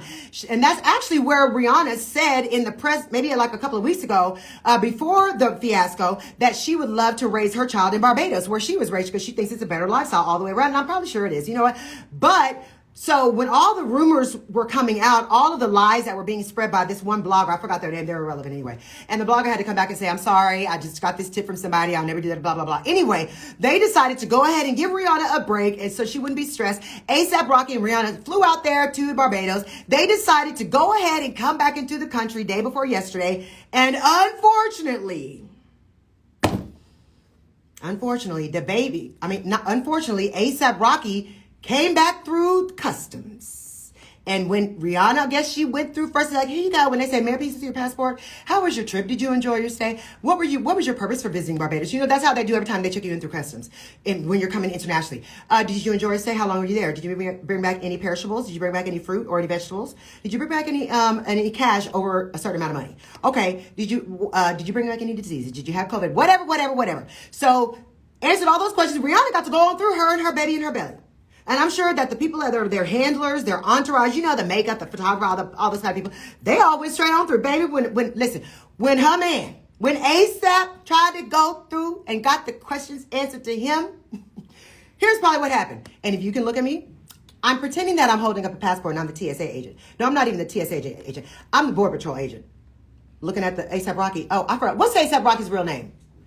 You know, I don't know what his government name is, but on your passport, you got your government name. You don't got the name that you made up with a $sign showing everybody that you're rich. So he's going through and then all of a sudden, let me see. His name is, let's see. What's his name? Raheem Mayers. So when Raheem Mayers was involved in a shooting that took place in 2021, the LA Police Department had already put out a warrant, I guess, for a charge for him having, let's see, I don't know what they were charging him with, a shooting that happened and firing of a handgun that hit one of the victims. Okay, so there were, let's see, I guess he was a suspect, and then 2 additional males fled the scene on foot from a shooting that occurred. Well, unfortunately, you know, and it looks like Rocky previously found himself in legal hot water in 2019 when he was arrested and put in jail in Sweden. Did y'all know that he was in jail for a month in Sweden? Wow. For his involvement in a street fight with alleged drug addicts. So I guess he was beating up some crackheads in Sweden. So they arrested him and they put him in jail for a month. So he served his sentence and he came back to the United States. Well, I guess, you know, he returned back to the U.S. Let's say, okay. And he returned back to the U.S. from that stint on a private jet less than 12 hours after his release. So I guess in this instant, now he's got another shooting. Anyway, they arrested him at LAX and put the handcuffs on him. Let me tell you something. Let me tell you. I've never had handcuffs on me in regular life or even in my sexual life. And those of you, let me pause about handcuffs. If you're out there letting somebody handcuff you to the bedpost, you're a dummy. You need to be, listen, because they might just leave you there and kill you. If you're not watching all of these true crime dramas and on Dateline in 2020, people getting handcuffs and all of a sudden the person decided to go ahead and slice them up and cut the head off. Well, that can happen to you. So when he got the handcuffs put on him, I'm sure Rihanna probably felt like, oh my gosh, we left one problem with you being rumored to be a cheater. And now you got to go ahead and get locked up and I got to have your lawyers bond you out. And now you got to go ahead and answer for a shooting from last year. You know what? They always get the black folks at the border, but guess what? They are fair at the Border Patrol. They get the white ones too. It's just that they make sure not to go anywhere out of the country while they have a warrant for their arrest. Because let me tell you something. You always know when there's been a warrant issued for your arrest. Somebody's going to tell you. So if you guys are out there, don't travel. If you got a warrant, you're going to get arrested. If you go travel internationally, just go ahead and go back and forth from Miami to Las Vegas, Miami to Las Vegas. Just go ahead and do that route. Then you don't have to worry about the feds locking you up. Okay, so we're going to move on. There's something that popped up, and I know this is not relevant to a legal woe, but unfortunately, in non-legal news, did you guys have a chance to see that, Jen Shaw, her co-defendant, Jen Shaw, she is a part of the Real Housewives of Salt Lake City. Her co-star, I guess her she didn't get to, he wasn't a housewife, but her cohort, Stewart, who was her partner in her business, and she tried to lie like he really wasn't her partner, but she always pays him to do something. Well, Stewart tried to make an argument with the feds that he did not need to spend 5 years in prison, which is the sentence that comes along with what he was charged with. He said he didn't need to spend 5 years, and his lawyers petitioned the court to go ahead and have him do straight probation where he was able to serve no jail time, or at least have, I'm not saying jail, at least have the prison time go ahead and be reduced. He asked the federal judge for a bit of a reprieve, and it was denied, ladies and gentlemen. Yes, and if you don't remember that Jen Shaw and Stewart, I don't know his last name, again, Stewart Smith, they were charged both in federal court. They were indicted for a telemarketing scheme where they were allegedly committing wire fraud and laundering money in connection with a purported telemarketing scheme that targeted the elderly, and that's what the federal prosecutors were saying. But, you got one of them listen, when one of you, I always say, if you're going to commit a murder, do it by yourself. Don't hire a hitman. Don't tell your best friend. Don't go out there and ask your best friends to go ahead and find somebody to kill somebody for you, or go ahead and find somebody. If you're going to do some dirty deed, do it by yourself. That way, the only way it goes out is if you say it. And if you're smart, you'll just keep your mouth shut. They may not ever find out. But when you have a co-conspirator helping you with your alleged fraud that you're trying to commit, or your scheme, then that person may go ahead and turn state's evidence with the feds, or go ahead and say, you know what, I'm going to go ahead and cooperate. Whoever cooperates first gets the reduction in time. They have more of a chance getting leniency from the prosecutors, who are not going to try to go for all 50 years. Because Jen Shaw is looking at like 50 years in prison, and she's just going on Bravo like she's a star and she's too big to go to prison. Well, let me tell you something. Jen Shaw, by what just happened with Stewart. See, Stewart admitted guilt. Jen Shaw, if you want to go ahead now and admit your guilt, you're going to prison. So, baby, I hope that you and the Shaw, your husband, Coach Shaw, and y'all's rented Shaw Chalet, I hope you cashed in all your money. You need to start selling your bags now. Start selling all of your bags. Get rid of your jewelry. Get rid of your shoes. There's some thirsty girl out there that doesn't mind wearing secondhand shoes. She'll probably buy your secondhand Chanel bra if she can. Sell all of your stuff. Because she was complaining about needing to raise $2 million for her defense in her lawsuit. And so, they did the downsizing. She tried to move into some 3-bedroom normal house or some kind of a condo or apartment or whatever it is. But let me tell you something. Jen Shaw, go ahead and stop and take out your weave now. Go ahead and figure out your prison look. Stop getting your lashes done all the time. Start figuring out, you need to, Jen Shaw, because I feel like in your future, if you're willing to go forward with a trial, it doesn't matter if you've been charged with like 10 things. The feds only need to win on one thing, just one count. See, like you got 10 counts of indictment. Well, if they win on one thing alone, that carries like a 5 to 10 year prison sentence for Jen Shaw. So it's not about that, Jen. You need to make a deal. Start doing your time now. Here's what I'm saying. If it were me, I would go ahead, Jen Shaw, go ahead and find the old highlight reels from Martha Stewart. How Martha Stewart got prepared for prison. Remember, Martha Stewart went to the federal penitentiary as well. Her lawyers her multi-million-dollar, probably $1,000 an hour lawyers went up there in federal court. If y'all don't remember, they accused Martha Stewart of insider trading. Baby, because remember, Martha was worth like $200 million with her empire, but she was doing insider trading. And when she had her lawyers do her defense, the federal prosecutors went ahead and made their entire case, put on days and days and days of witnesses and all these evidence. And when it was time, when they said the prosecution rests and they said the defense, you can call your first witness, the defense counsel on Martha Stewart's trial stood up and says, the defense rests.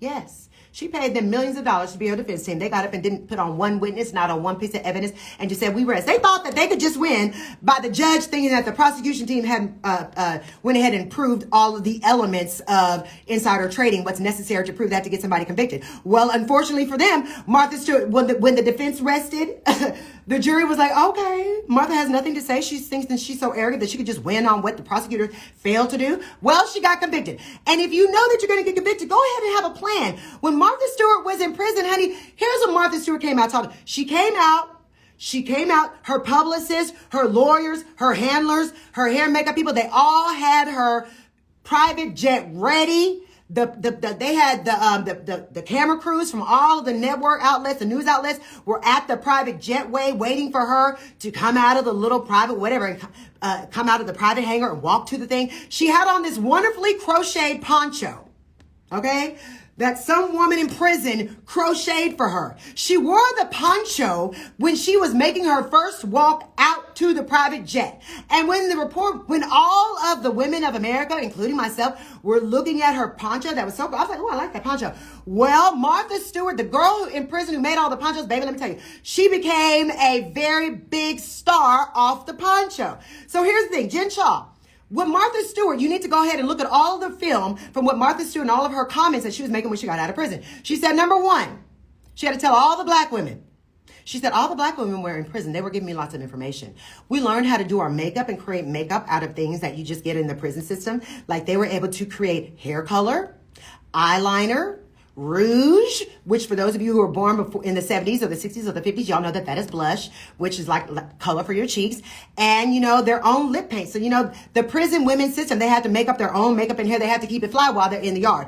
So Martha Stewart had all of these wonderful tips. Jen Shaw, that was a different era. That was the era before social media. Jen Shaw, if she wants to be bankable, Jen Shaw, let me teach you how to make some money.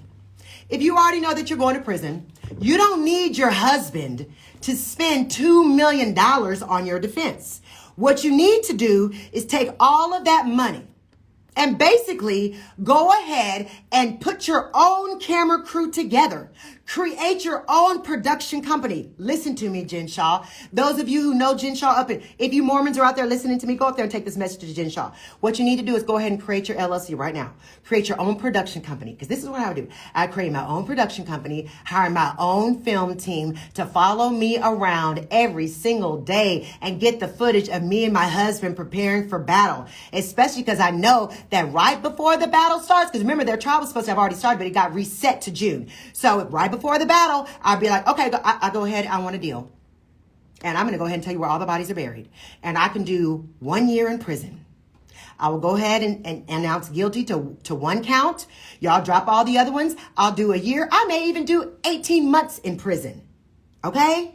Because all she needs to do is have her own footage of her walk down to prison life, and then have her own footage of her making the deal with the prosecutors in the room. When you're going to waive your attorney-client privilege and allow Bravo to film you breaking privilege with your lawyer, do it for your own benefit, you dummy. Do it when you get all of the good, juicy footage, when you want to expose your private conversations with your lawyer and your husband, and have all the walls come tumbling down around you, and get the footage from that, and then go ahead and sell that. When you go out, when you do your prison sentence, go ahead and on day one, already have your production team and everybody ready for when you get out. When you want to have your own cameras rolling along with the Bravo cameras rolling to record your come out of the prison and you're going home, and then tell the Bravo people, y'all got to go home and leave me. And then you start filming again with your people. And then you end up going back on the Housewives. All right? Get back on the Housewives, because you're going to be a star, just like Teresa Giudice. She went back on the Housewives, and then everybody's like, oh, we love her. She made some more cookbooks. She got a whole lot of popularity from having that prison sentence. It may have scarred her ego for going to prison, but it helped her checkbook when she came out. If you're going to prison for something that you know you did, you need to figure out a way to go ahead and profit off your prison stint, because while you were in prison, you didn't get a chance to make any money. So you need to make sure that you have an ability to make money when you come out. And since nobody's going to hire a former felon, even after you pay your restitution and you do your penance and you do your time, they're still going to go ahead and talk crap about you. Because if you guys tuned into the Real Housewives of New Jersey, whenever they had a dinner up there in Memphis, Tennessee, or Nashville, Tennessee, Teresa Giudice lost her crap, or SHIT, on Margaret when Margaret called her a disgusting liar. And what happened? Teresa went ahead and gave us old school Teresa pre-prison, and boom, threw all of the food and drinks across the table at Margaret twice, and got the red wine all over Margaret's white dress to show Margaret that I'm still about it. Well, guess what happened? On Teresa's way out of the restaurant, she said, oh yeah, good for you, Teresa. Aren't you on parole? Yes. So if you decide to go ahead and become famous off going to prison, you are going to have those haters that like to try to throw it back in your face. But guess what? Sticks and stones should break your bones, but the word should never hurt you. Now, Teresa needed to throw the stuff across the table because we needed to see her act like her old self so we can keep watching. Now we want Teresa to actually have a fist fight. I don't know if that would constitute a parole violation, but Teresa Giudice, just watch out, because you called Margaret white trash like 3 or 4 times. Now, we all know that Margaret is white trash. We all know that she's the woman who had a contractor when she was married come in and do some remodeling on her house, and she started screwing the contractor, and then cheated on her husband with the contractor who was working in her home, and decided to leave her husband and marry the contractor and move the broke contractor up into the mansion that the husband bought for her. Yes, and Margaret's mama was sleeping with married men all over the world, and then Margaret was sleeping with married men while she was first working. So yeah, she's a little bit of white trash, and instead of white trash, it might have just been better to call her a hoe. But Teresa Giudice let the white trash flag fly, baby. And you know what? Only white people, or I guess Italians, can call each other white trash in a public forum and it not be deemed as derogatory. Kind of like black people can call each other, hood rats and stuff like that, but white people can't, because, we own the hood. Well, white people own white trash. They own the trailer park. So we just let them have it. So baby, when Teresa Giudice said white trash about Margaret, it became a class and money thing. And that's what cut Margaret to the core. And let me tell you something. I bet that one dig about don't you have parole, it triggered Teresa. She wanted to go back up there and beat that white girl's butt. But she didn't do it because she had her people to walk her down. And anyway, you know what, Dolores? I feel like Dolores, if you're my best friends out there, if I go nutso or ballistic on somebody and I throw stuff across the table, if I leave the party, you better leave with me. I'm just trying to tell you. And be like, oh, I wouldn't require that because that's, you better leave with me. Otherwise, I'm feeling like, why are you staying back with the one that I hate? See? And I don't want to go too long. Let's go ahead and cut to commercial, because I got to come back with some more news for y'all. Because, baby, let me tell you, the racists are rising up in politics. Boop, boop, boop. Did y'all see that New Jersey Housewives episode? Baby, let me tell you, if you haven't seen it, you need to go back and watch. If you don't even watch the Housewives of New Jersey, you need to go back and watch the episode from, let me tell you, only white women can say certain things that black women are just sitting around thinking. It's like, girl, get out of my face. Because usually the way black women are, we don't let it all hang out when we're in an argument. We don't. Only if we're at home, arguing with our man or arguing with our siblings, arguing, with the people that are in our insider circle. Like, girl, bye. But we don't ever call people a hood rat. We're not going to call each other hood rats much because we're all from the hood. But the whole white trash element, baby, you heard, if you watch all these reality shows, women out there who follow me, I know you watch reality shows. If you remember, if y'all watched the Southern Charm, y'all remember last summer, or the last summer before last, when we were in quarantine, at the reunion of Southern Charm, all the guys on the stage that were very wealthy, that came from good stock in South Carolina, they were calling one of the girls white trash on the show, on the reunion. And one of the guys kept saying, yeah, she's white trash, she's white trash. She's just a hairstylist from the trailer park. And that is very offensive to white people in the neighborhoods, apparently, because, I don't think black girls really feel bad when people call them hood rats. So what? So what? You from the hood too. But that white trash commentary really cuts white people to the core. So maybe that was a trigger for Margaret. But Teresa, I applaud you. Thank you for bringing back the swagger to New Jersey. Thank you for giving us what we love. And your sister-in-law is a hater. And let me tell you something. I'm so glad to see that there was a show with the old school housewives where they were all on some vacation, what they call it, housewives getaway vacation, whatever it was, where they had Kenya, they had the black girls and the white girls mixed up from different casts. And I was so happy to see that Teresa was just as great of a person that, like, I would probably hang out with Teresa. Out of all those women on the show, I had more in common with Teresa. Yes.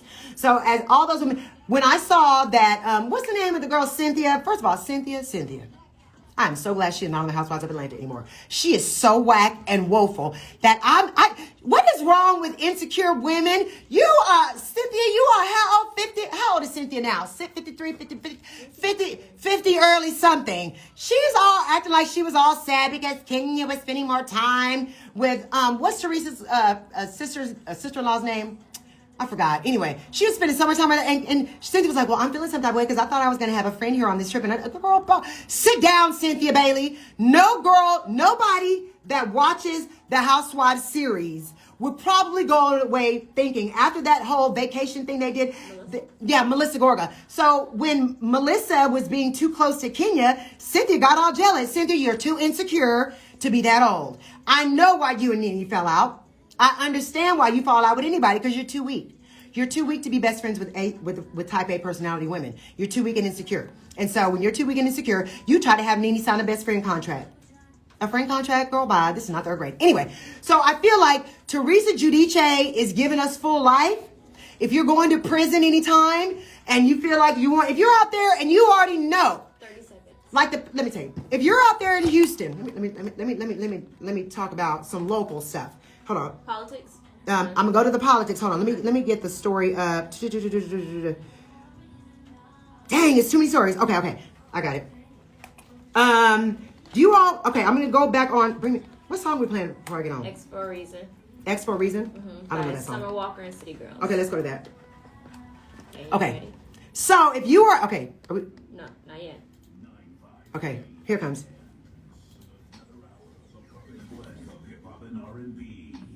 Okay, for those of you who already listened, you already know I was talking about the Housewives. So we're off of Salt Lake City. They're whack. And I just hope that Jen Shaw ends up listening to the It's Debatable with Attorney Nyanza Amor so I can teach you how to make some millions legally. You don't have anybody to do it for you, baby, call me. I can go ahead and give you a run of show for your life, honey. I can make sure you become famous and you can make millions because you have a black husband, honey.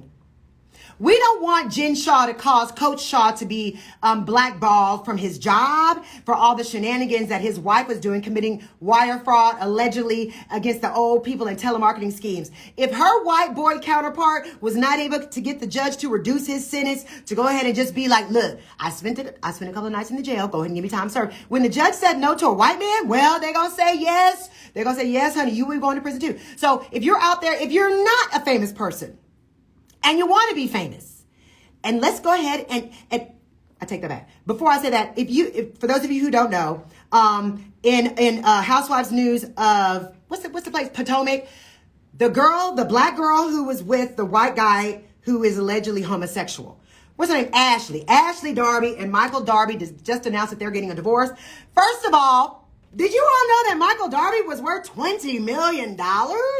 I guess, you know what? There's a reason why Ashley married an old white gay man. Michael Darby, at 62 years old, is worth $20 million. And he and Ashley Darby had a prenuptial agreement that expired if they hit 5 years of marriage. When the prenuptial agreement expired on the show, Ashley asked him to renegotiate and have a new prenuptial agreement.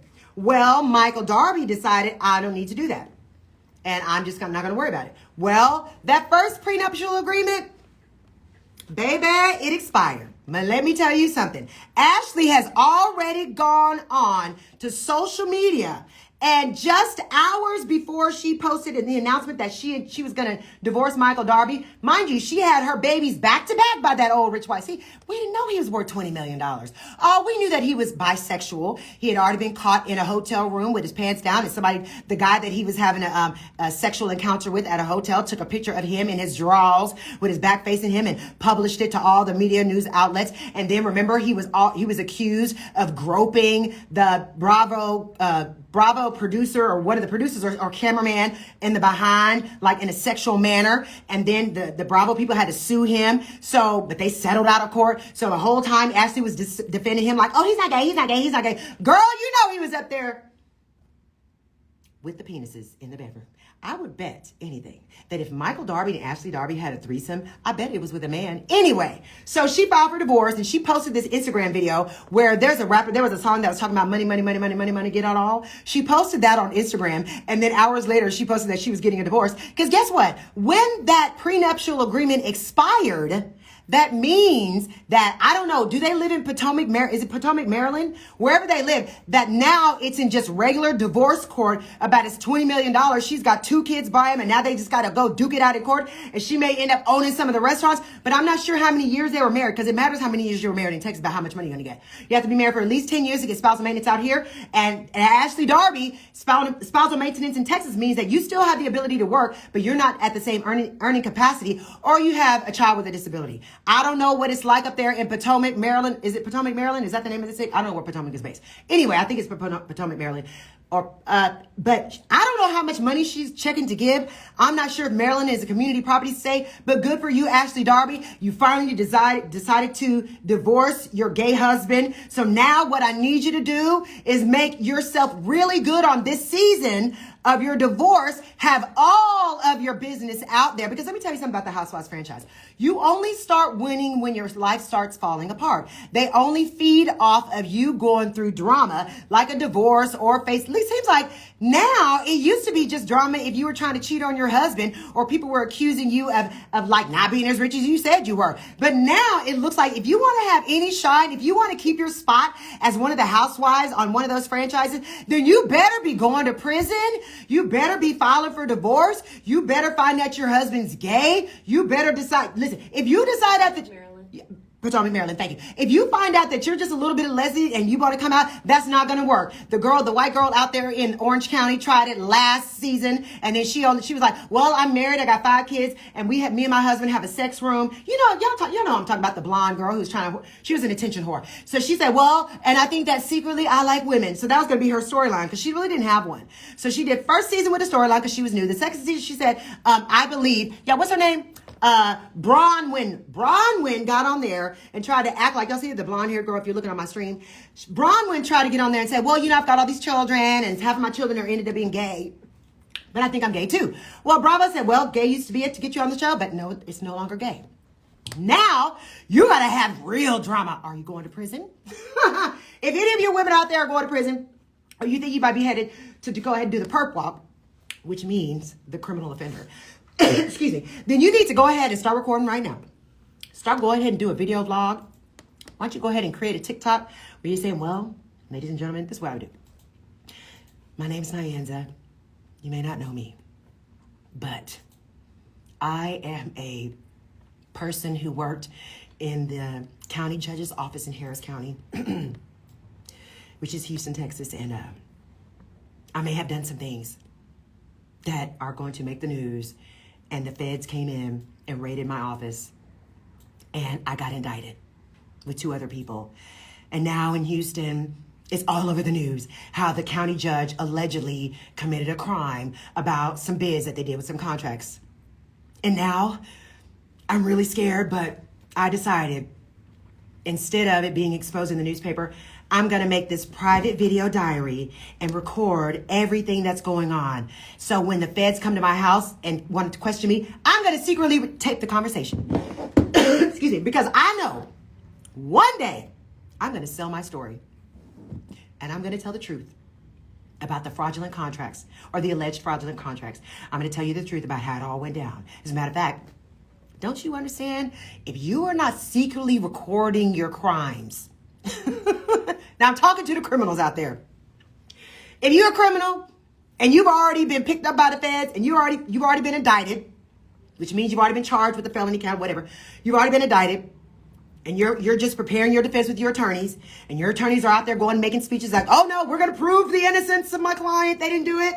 They're not involved in the scheme from the Harris County people in power at the commissioner's office because the county judge, blah, blah, blah. We're not involved. When really you know that your client really did all the things that they said. Because let me tell you something. When the feds come to your house and they have a warrant that allows them to take everything, and then after they come to the house and they take everything, then after they look through all your stuff, for about 3 or 4 days, then they said, now we're going to go search your office. Now we want to pull up your Google Docs. Your Google Docs? Oh, those were never printed out documents. I didn't think about those. Well, when they come back with a second warrant, that means they found something the first time around when they got the boxes. And then once they read something, they realized, oh, there's the proof, but we're missing this middle thing. It looks like there's some other information that we can go get. They get the judge to issue another warrant for something else. They get the warrant. When they come back to you twice, you already know they won, because then they got what they needed to prove their case. So you need to immediately start recording everybody. Let me tell you something. There was one Harris County elected official that was wearing a wire for 6 months, recording everybody while she was already indicted and had already pled guilty secretly. And while it was a sealed indictment, that meant nobody that was working with this person got to know that she was hot. When I say hot, means the feds had her. She's guilty. So what they tell you to do is go turn on all your friends. You want to go ahead and not do 30 years? You better go tell on your friends. Oh, you want to give us, we want the big enchilada, the big kahuna. What do you need to do? Wear a wire. This ain't the Sopranos. You don't have to worry about somebody blowing your brains out or taking you out there and saying, we're going to get behind you in the car. We're going to go out to the lake and somebody being in the backseat and get a strangulation around your neck while you sit in the front passenger side. No. In Harris County, Houston, Texas, that's what's happening right now. The county judge's office, all of her handlers had this contract, this bidding war that was going on. And there were 3 people indicted from County Judge Lena Hidalgo's office. The feds came in, busted them out, took all of the office stuff, took a whole bunch of boxes and files, reviewed that stuff, and then came back and said, we need your Google Docs. We want to see your cell phones, because there's a person that you said that you were doing this for that needed to approve it. And so that person, that infamous she that they were reading for, they're finding out exactly who the she was. And it's been alleged by some of the media outlets that she could be County Judge Lena Hidalgo, the Democrat county judge, who really, a county judge is not a judge. They don't preside over cases. The county judge is just basically, I don't know what to call a judge, but they're in charge of the emergencies that happen in the city, like COVID, hurricanes, anything that affects the city. So the city's emergency plan. So when they raided County Judge Lena Hidalgo's office, and then after they did the raid, they came back and arrested 3 of the people, the executives on her staff that were in charge of the bids. And once they got arrested, that same day when the indictments were out there and everybody got to hear like, oh my God, Lena Hidalgo may be next. County Commissioner Rodney Ellis came out in support of County Judge Lena Hidalgo and made a statement that this was basically a witch hunt. I fully support County Judge Lena Hidalgo, blah, blah, blah. And then some other people. No, Lena Hidalgo came out and says, this is what happens when they come out against me. And I always operate with the highest ethics. Now, here's what I had to say about that. Now, Rodney Ellis, I'm okay with him saying something for his friend and his colleague that he works with. Because remember, Rodney Ellis is a commissioner, and then Lena Hidalgo is, as the county judge, she's basically the chair of commissioner's court. So there's 3 commissioners, and she's the president. She decides what gets on the commissioner's agenda and what bids are going to be put out there. So if Rodney Ellis is who the feds are after, Let me tell you something.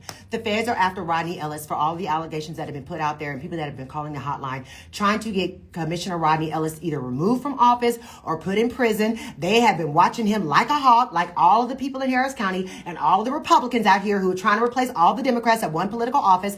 So the Democrats' position, the Democrats that are in power on the commissioner's court, they're saying that it's just basically a witch hunt and there's no there. Well, let me tell you something. This is not the state of Texas that's only involved. Okay, all the feds are looking, they're capturing. Now, Kim Ogg is the Democratic district attorney that used to, last year, none of the Republicans could get her to go ahead and press and file suit and do any investigation on what was going on with Judge Lena Hidalgo and Commissioner Rodney Ellis for the allegations that they were throwing out. But something must have happened. Oh, I know what happened. A district attorney named Kim Ogg, her name started being brought up as being related to some of the criminal activity, the alleged criminal activities of the commissioners and the county judge. And then all of a sudden the Republicans like, well, yeah, Kim Ogg, you benefited. And what did Kim Ogg do? Kim Ogg used to be a Republican. She spent her entire lifetime as a Republican. When she realized that the Democrats were going to take over and take power, she switched parties and became a Democrat and decided to run for the first time for DA as a Democrat, and she was able to win in that giant sweep of 2018 when all the Democrats took power. So the Republicans were after Kim Ogg and said, you need to tell the truth about what those dirty Democrats are doing. She's like, well, I'm a Democrat too, and I can't turn on my friends. Well, what happened? The Republicans started getting to her because guess what? It was her office, the Harris County District Attorney's office, that went and did the initial raid. They came back and brought their boxes. So they came back and brought their boxes, and all the Democrats were like, oh my gosh, how are you turning on your own party? How are you turning on Lena Hidalgo and all those people in her office? Kim Ogg said this, well, when the state decides not to do the investigation, it's up to the district attorney's office to do this investigation. And this is exactly what we've been charged with doing. It is our job. Well, Kim Ogg, you didn't say that was your job a year ago when they were trying to make all these allegations. You only said that right now. Because right now, you want the Democrats to go ahead and the Republicans to see you as the fair district attorney because you're going to be running for re-election, baby. So I'm going to go ahead and wrap this up. And I've got only 2 stories to get you when I come back because we got to go ahead and pay the bills. Go ahead and cue that song.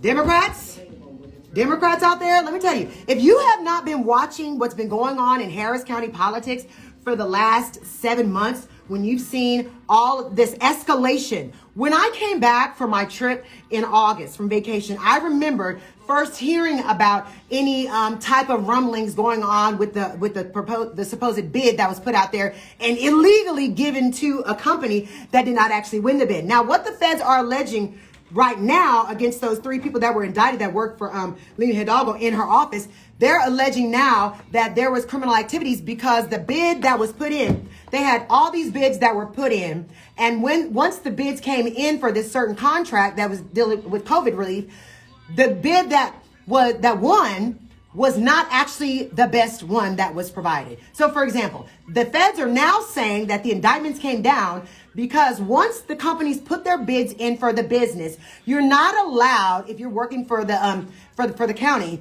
to tell the other people that bid on it what the bids were. They have to basically put their numbers up and say, I can do the job for this amount of money. I can do the job because initially the same company that got this contract, the reason why they're all going to prison, the same company, they initially bid they could do the job for $19 million. That was their initial bid. But when the other bids came in that were lower from the other companies, one of them was I think it was Methodist, when all the other bids came in lower than that $19 million bid, and one of them may have come in at like $11 million or $12 million, something really reasonable. Well, it's been alleged that by these people that got arrested, they allegedly went in and called the company that bid the $19 million and told them, y'all need to change your bid. It needs to be can you do it for $10 million? If you can do it for $10 million, you'll basically win the bid. And you need to also put this wording in your bid, change it up so that she will approve it. And that way she will allow you to win the bid.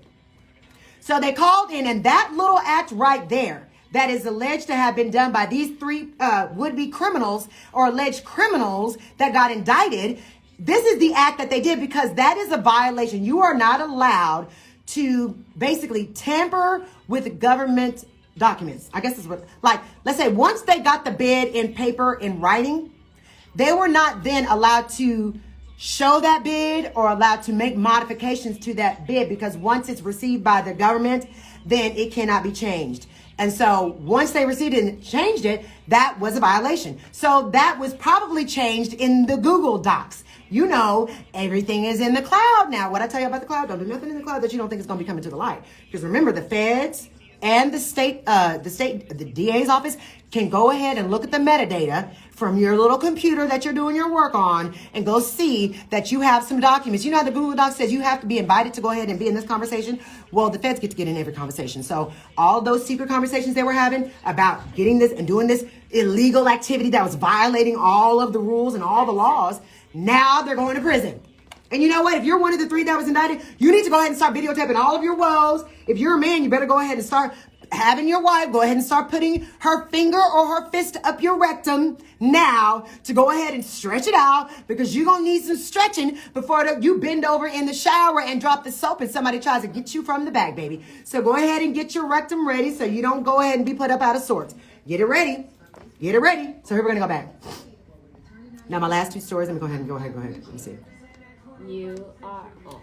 Ladies and gentlemen, let me tell you something. So the women suing Deshaun Watson subpoenaed the Houston Texans football club for the records on the NDAs and the correspondence. You know, Tony Busby represents the women that are suing Deshaun Watson for all this money. It's like 22 women that have all these lawsuits. They subpoenaed the records of the Texans for all the NDAs that were made to be signed by the women who did any work on Deshaun. But here's what's done. Here's what's done. Whenever you're asking for records that are irrelevant, you know you're losing. And Rusty Hardin came out and made a statement very easily. He's like, look, you know, the plaintiff side is trying to they're asking to subpoena the records. And it's like that on Wednesday, the subpoena was filed in the Harris County District Court asking for a quote for correspondence between Watson and the Texans security staff, coaches, and its head trainer, among other information. Now, this is the 22nd civil lawsuit that was filed in April of 2021. It says Watson told a massage therapist she had to sign a non-disclosure agreement before he would pay her for a massage. First of all, that's irrelevant.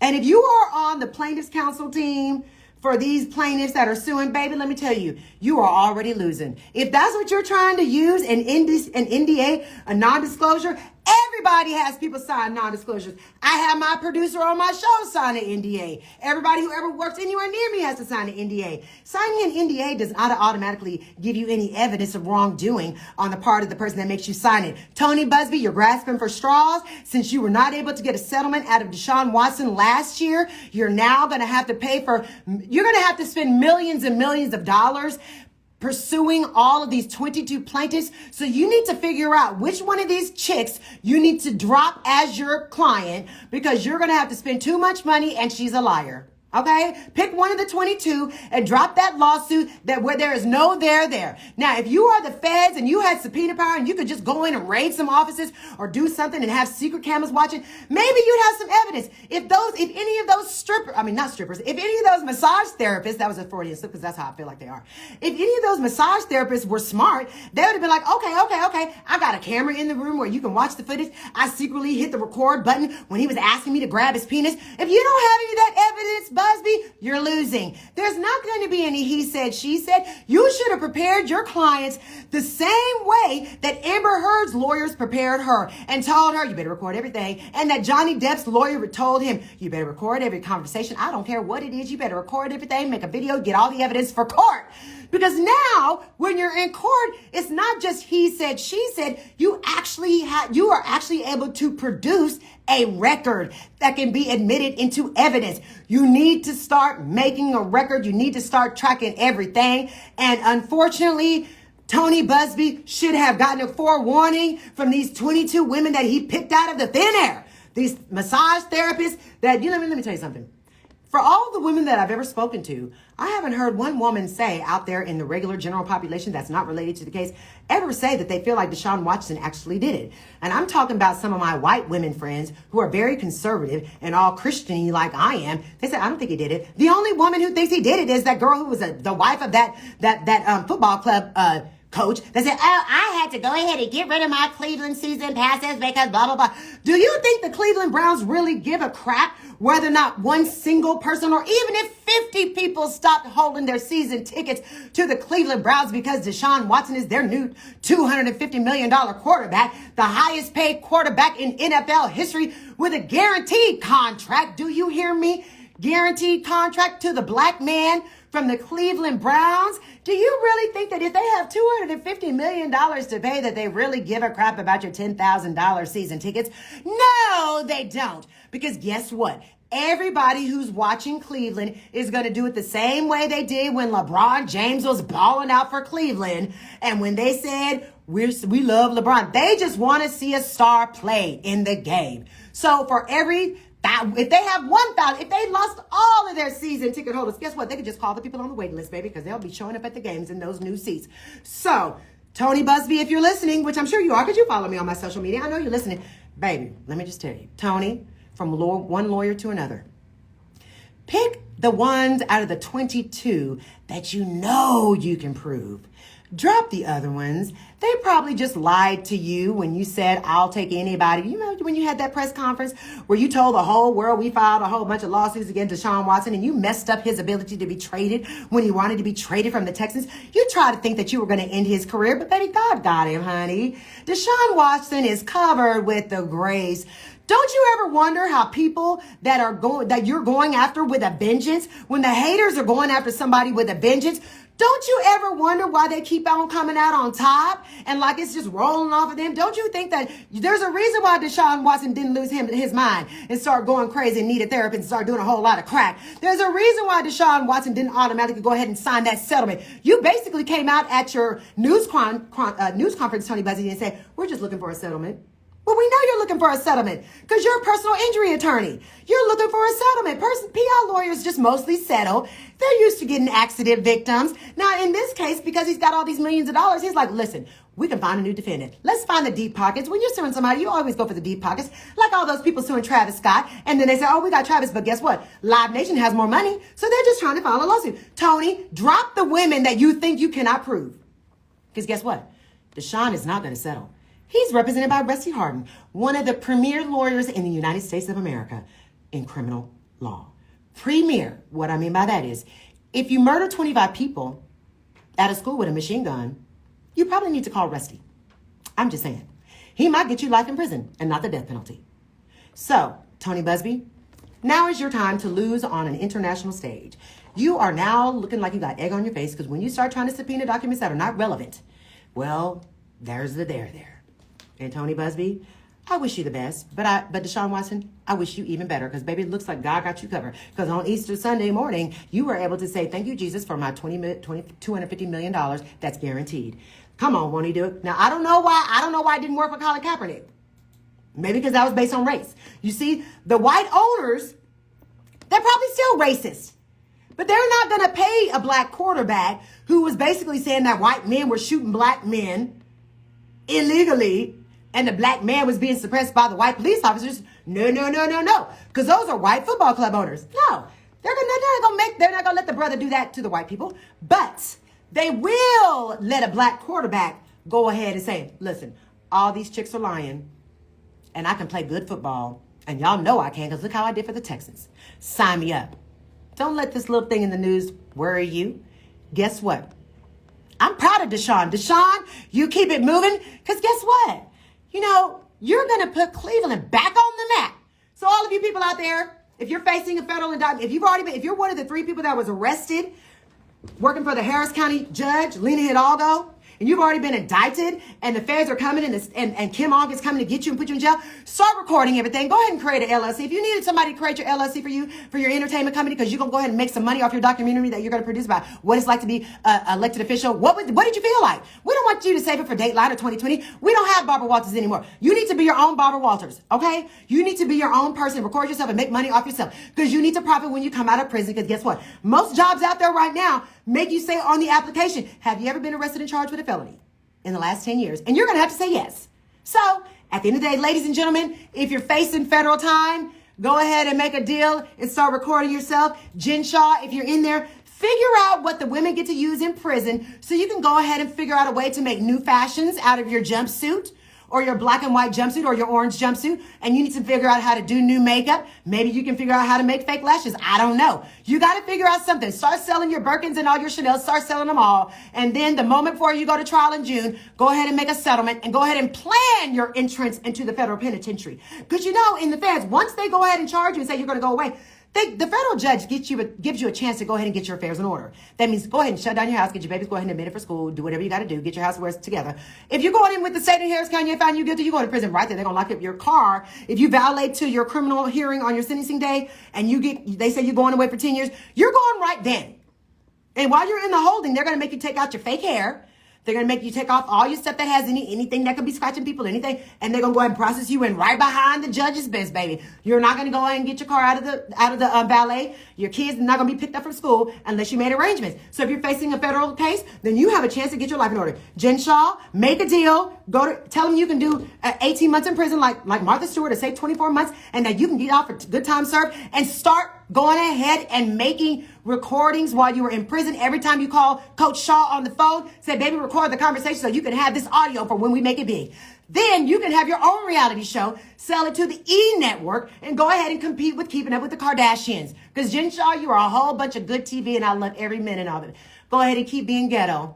All right, bye, y'all. I hope you enjoyed It's Debatable with Attorney Diane Elmore. I missed you for the 2 weeks, but I hope it made up for the loss.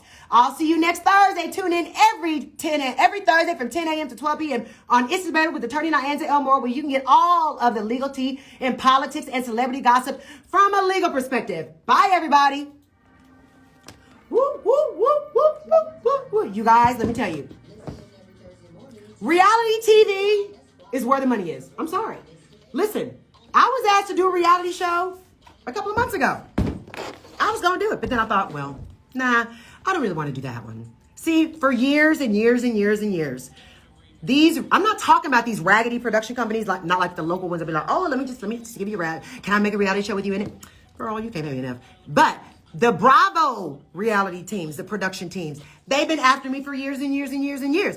So for me, when you're asked to be a housewife, listen, they know my mouth is constantly popping off. Okay, they already know that. I got the gift of the gab. And if you watch me on television, if you've been in my circle of friends, then you already know what time it is when you get to my house.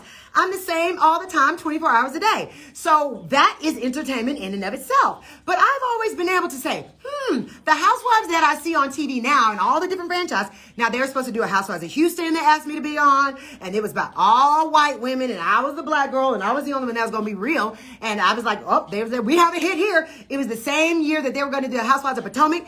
They were doing Potomac and Houston at the same time. When they said, okay, Nyanza, we loved you, we actually shot the pilot. And this is the production company from Bravo. Truly Original that does Potomac and Atlanta. They were like, Nyanza, we got it. I let them come down here and shoot the pilot. And then I was like, you know what? The fire is hot. They instantly sent me the contract, said, we got a hit here. All you got to do is sign. I said, I changed my mind. I don't want to do it anymore. And I was like, you know what? I was only indulging you so you could get a good pilot to help you guys out for your show. So that when you have Andy Cohen watch, he can see that the thunder comes in Houston to try to help the white women that were going to be on the show with me. There was 5 other white women that I loved on the show.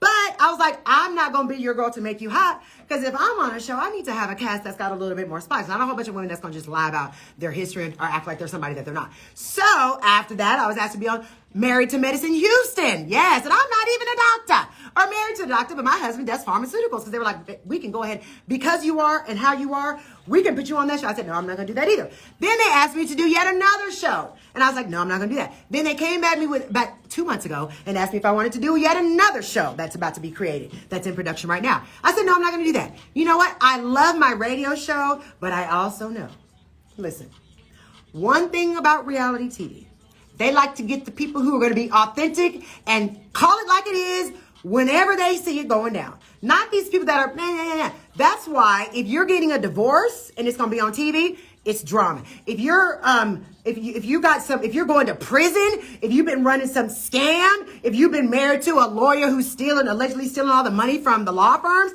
like Erica Girardi, if you have a storyline like that, you're hot. See, me, I seem to be the one that I didn't need a storyline. Like Nyanza, you don't need a storyline. No, just be you. I said, great. I'm great at being me. Well, here's how I am. And this is how I hope that if you all are out there listening to my voice, okay? If you're listening to me and you are interested in being on a reality show, number one, make sure that if you're going to be on the show, that you have something that will keep the fans coming back to that network every single week. You have to be the kind of person that's got enough star power to where you bringing it with your look, you're bringing it with your body, you're bringing it with your gear. You better have a couple of Birkins, you better have a few Chanel, you got to have a closet full of Louboutins and a whole bunch of money, and you have to be an aspirational person. Women have to aspire to be like you. Nobody aspires to be like the chick that's their neighbor in their neighborhood driving carpool. You aspire to be like the chicks that you see on the Housewives that are living in mansions, whether they're rented or not, that are flying private, whether it's a leased plane or an owned plane, or you got to have their fashion. You want to be able to make your life like theirs. And so they're always finding people who want to look like that. If you're a person that's too thirsty and that's willing to do a whole lot of faking that you have that lifestyle already, and you get on a reality show, you're probably not going to last except for one season because the producers and the fans will call you out on your brokenness. Because guess what? Let me tell you something. When you are on a show, everybody that's in the fan world will be looking you up. Google. Oh, let me see what her social media looks like. Google. They will try to look up where you have your house. All they got to do is look at the county tax records. If they can find the city that you live in, they're gonna pay somebody to do an investigation on you. The bloggers will investigate you to find out, have you filed bankruptcy? Have you been arrested? Where have you worked? Did you do anything? Listen, any craziness they can find, the bloggers will put it out there. If you have some craziness in your background that you hid from the producers, they will find out. If you went to jail a little bit of time, they will find out. And then that will become a part of the show. So don't think that you can just go and be like, oh, I'm so fly. I'm in all the best clubs. I have a great car. I have the look. I'm skinny. And, I have the best wigs and weaves and whatever. If you're like, I got all this and my man is fine and blah, blah, blah. And he allows us to fly private occasionally. Or y'all might not even be flying private. Maybe just flying a lot and flying all around the world. You may be throwing banger parties. When they were coming at me to be on the Housewives of Houston, that was at the time where I had just thrown my 40th birthday party in Paris. Yes, we had 50 people come to celebrate my 40th birthday party 10 years ago, where we went to Paris, London, and Amsterdam. Kicked it. So they had heard that out of the Houston, they said, who in Houston gives you fired? They looked on my social media and said, oh, we want you. They found me. They hunted me down at my job when I was working on the plantation of the law firm. Hunted me down. The lady was calling me so much. Some people texted me, some of my friends, and not even in my close circle, was like, Nyanza, is it okay if I give your number to these producers that are coming here from Bravo to shoot the Real Housewives of Houston? Blah, blah, blah. I said, no, it's not okay. So then I said, no, it's not okay to everybody. Do you know what? The producer, I can't even knock her. She found my LinkedIn, y'all.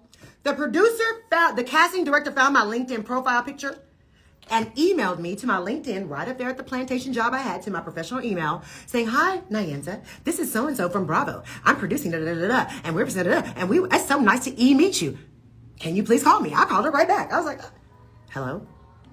So she's emailing me at my work email address. She said, Nyanza, I'm so glad you called. I said, well, yeah. I said, I've never had anybody try to hunt me down like you have. You've been very persistent. She said, I'm sorry about the persistence, but I heard how fabulous you were. I said, well, I'm not rich. She said, no, listen, we're not looking for rich.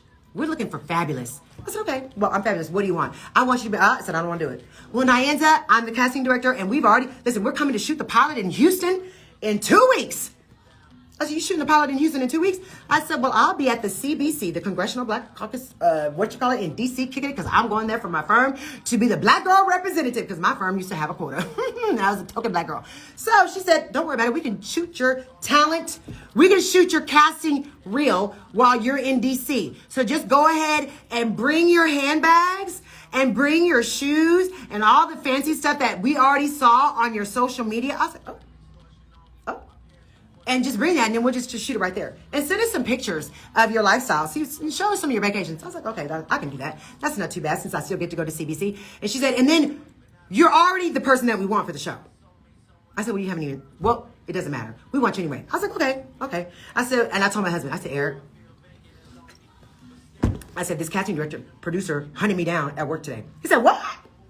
I said, but he said, for what? He said, to be on the Housewives. I said, oh. I invented to do the Housewives. I said, listen, but it's the Houston Housewives. And I don't know, are all the women going to be black? Are they going to be like, or white? Or what are they going to be like? You know, they like to cast the ethnicity for each of the ones. They've always casted all the white people together, all the black girls together. You see how it is in Potomac and in Atlanta? All black cast. That's where the money is. So it's different production companies that produce the Housewives franchise. It's a franchise, which means, listen to me here, ladies and gentlemen. It's a franchise. Anyone can purchase the license to do a franchise in any city and submit it to Bravo to see whether or not they will make your house. The Real Housewives franchise is owned by the network. That name is owned. So you can go ahead and pick your city, pick the right set of women or whatever, and go ahead and start filming. Ladies and gentlemen, let me just tell you something about me. I know I'm a cash cow when it comes to media. That's what I do. I'm always good on TV, in print, and whatever. So I figured, hey, when I saw them shooting the pilot and they say, here's day one, I realized, it's an all white women cast. I'm the black girl and I don't really know them, but I like them. They're jazzy. There's another lawyer on there. There's a lady on there with the largest closet that I love. I already loved her personality. Teresa Romer, I loved her personality, period. I still like her to this day. And then I was like, okay, when I did the filming, just like they did, we were at a house in Houston in Memorial. It was great. And it was my friend's house. You know what? He had the most wonderful, beautiful, gorgeous, you know, they like to shoot at rich people's houses. So we went to shot the pilot, some scenes from his house. And baby, let me tell you, I don't have to know any of the women in the room to make it good TV. Yes, I don't have to know anybody. When the cameras came on over, they had one black girl who was auditioning to be on the show. And then they had me. They were like, we need to have 2 black women on here because they like for you to be able to know the people. They don't want people on there that have not met the other one. You have to go on there and pretend that you've been friends with these women for 50 years, okay? Or have some type of relationship outside of the show so they can go ahead and showcase your friendship or your connection on the show. Well, I didn't have any connection to any of these women except I just knew just a little bit of information about the other black girl. So what did I do? In good Nyanza fashion, this is just who I am. When they said, all of y'all go outside and talk amongst yourselves and we're going to get this footage so we can see how you are on camera. Baby, let me tell you, when the black girl got up there talking about, she had already picked out, see, I didn't have a storyline. Remember, I'm not a storyline person. I'm just, my life is fabulous and whatever it is, I can talk about it. So for the black girl who was on there, she had already came up with the other white women and told them, I want my storyline to be that I'm divorced and I'm looking and dating around to new guys to see who I like. So I'm in transition. So I'll be the housewife that's in transition about changing my life from married to a powerful lawyer who actually essentially ended up getting disbarred after they divorced. But married to a powerful lawyer, and all the other women out there, they didn't try to make up their storyline. They already had a storyline. The Teresa Romer had a storyline. She had the largest house she had the largest closet in the United States. It was 3 stories. She had 1 million Birkin bags. She was super duper uber rich. And she was like the 2nd or 3rd wife to this oil tycoon in Houston. So that's her story. She's just extra rich. Then the other lady that was on there, she was a lady who was dating the former president of Continental Airlines. Remember that before they merged and became United? So she was the lawyer that was working as general counsel for Continental, then started dating the boss basically. So they were in a long-term relationship. So they were uber rich. And so then they had some other people. I don't even remember the other ones. But then they had this lady. I'm not going to tell you her name. She's a black girl. She's a Republican. There's nothing wrong with being a Republican. I'm very conservative too. But I'm also a black woman. And I don't deny that I'm black. So what happens? They say, okay, everybody needs to go in there. They try to, I know they try to make it look authentic. They try. But all that is a setup. You know, so they have us all standing outside, and what they do, they say, okay, we're going to shoot this scene outdoors, and we want all of you to start up a conversation that basically allows you to introduce yourselves. So all of them were friends. They had all been socializing for like a couple of years before that. So they already knew each other. Remember, the lady that was dating the president of the former Continental Airlines, she was a lawyer. The black lady who was on there to try to audition against me, her husband was a lawyer. Her ex-husband was a lawyer. And then, of course, the other women on there, there was, the other one was not memorable. And then you have Teresa, the rich lady. So when we were on there, they said, introduce yourselves and just tell about yourselves. So everybody had to say something. Everybody was oh, well, you know, hi, so-and-so. You know, I hope this is going to be a blah, blah. They started trying to do some acting. And for me, I was like, girl, bye. I was saying girl, bye. I think I invented girl, bye. Okay, this is circa 2014, ladies and gentlemen. Remember, the Housewives of Potomac and the Housewives of Houston, the production company was shooting them both for the first time, shooting the pilots to submit to Andy Cohen at Bravo to see whether or not there was a storyline in Houston and a storyline in Potomac to go ahead and make that be able to be like another Atlanta. Well. When those women that were hanging outside were introducing themselves, like, oh, da, da, da, da, and then they said, oh, and when the other black girl was like, oh, I just want to I want to be in a relationship, and, I've been searching, I'm living in a new lease on life. The truth was, she was pretending rich, because she had been rich for a long time. Now, I'm not going to knock it. Everybody has had one or two husbands. I've had two. So her first husband was very wealthy. Remember, he was a lawyer. He was the president of the Houston Bar Association. Okay, let me tell you. And then he got disgraced after he left the Houston Bar Association and became a disgraced lawyer that ended up being disbarred or whatever. So she was basically saying, I have this wonderful life with my children and I'm just trying to be dating around, so I want the cameras to be able to follow me around. Honey, when it came down to Nyanza introducing herself,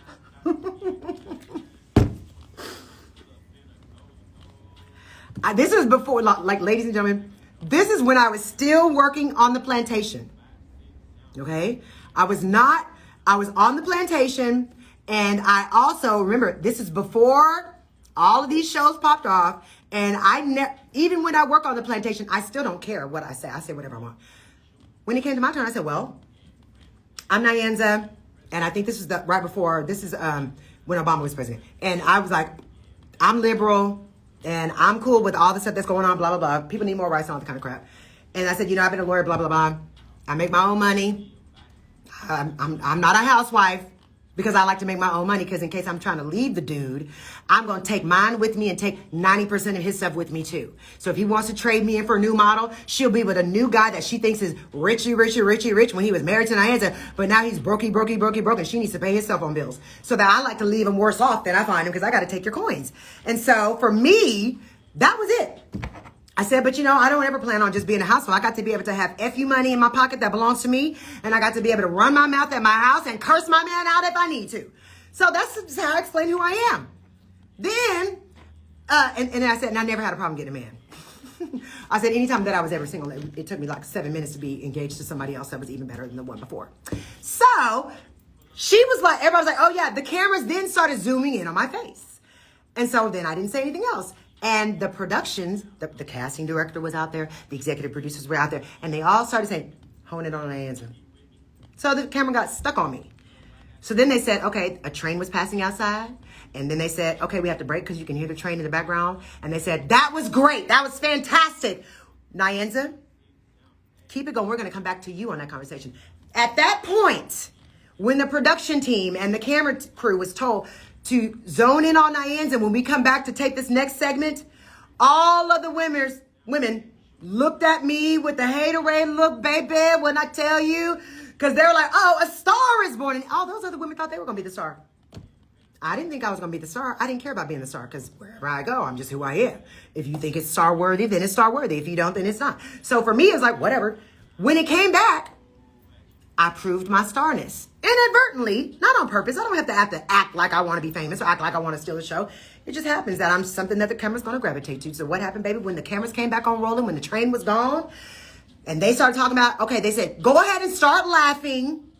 And then everybody was like laughing, like somebody had just said something funny. And then the black girl started, I guess she was like, I got to make sure I say something that makes the camera come back to my face. Because here's what happens. All of the women on the shows, you get paid for camera time, okay? So if the camera is consistently on your face and following your particular storyline, because every time the cameras follow you, it would be something that's entertaining or something that people are going to want to watch, that means you're going to end up getting paid the most. Okay, so there's a reason why Lanithia Leaks was getting a few $1 million and that last season that she was on Housewives of Atlanta, and she was only on there part-time, baby. She only had to do 3 or 4 or 5 episodes and still be the highest paid, because she's the one that we all like to watch.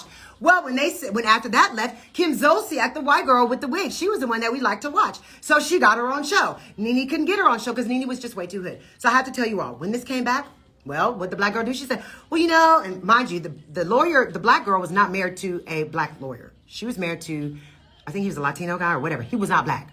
So, and she was kind of giving me that whole feeling like, well, I just want to try to act like I am a Becky, or I'm basically a black Karen. She was like a black Karen. I'm like, girl, you're black. You're blacker than me. Look at your edges. Look at look, you blacker than my S-Class Benz, and your edges are popping like my edges without a relaxer. So she starts coming back on the camera like, oh, I want you guys to hook me up. And then she starts talking about how one of the other women had been trying to put her on some blind dates. So they basically had this whole scheme that they worked out, her and her white girlfriends worked out so that she could be the one where they set her up on like 2 or 3 blind dates that went horribly wrong, and that they were going to make that her big thing to be the star.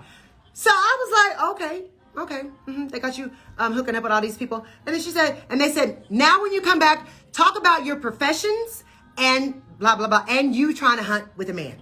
So they go to the black girl who's trying to hunt for a new husband. Say, oh yeah, so-and-so, one of the other white women, put me up on 3 blind dates, and one guy asked me all these questions, and I've not had sex with anybody else since my husband, blah, blah, blah. Acting like she was like some Sunday school teacher. I was like, saw through the fakery instantly. First of all, I want to say, B, you live in an apartment.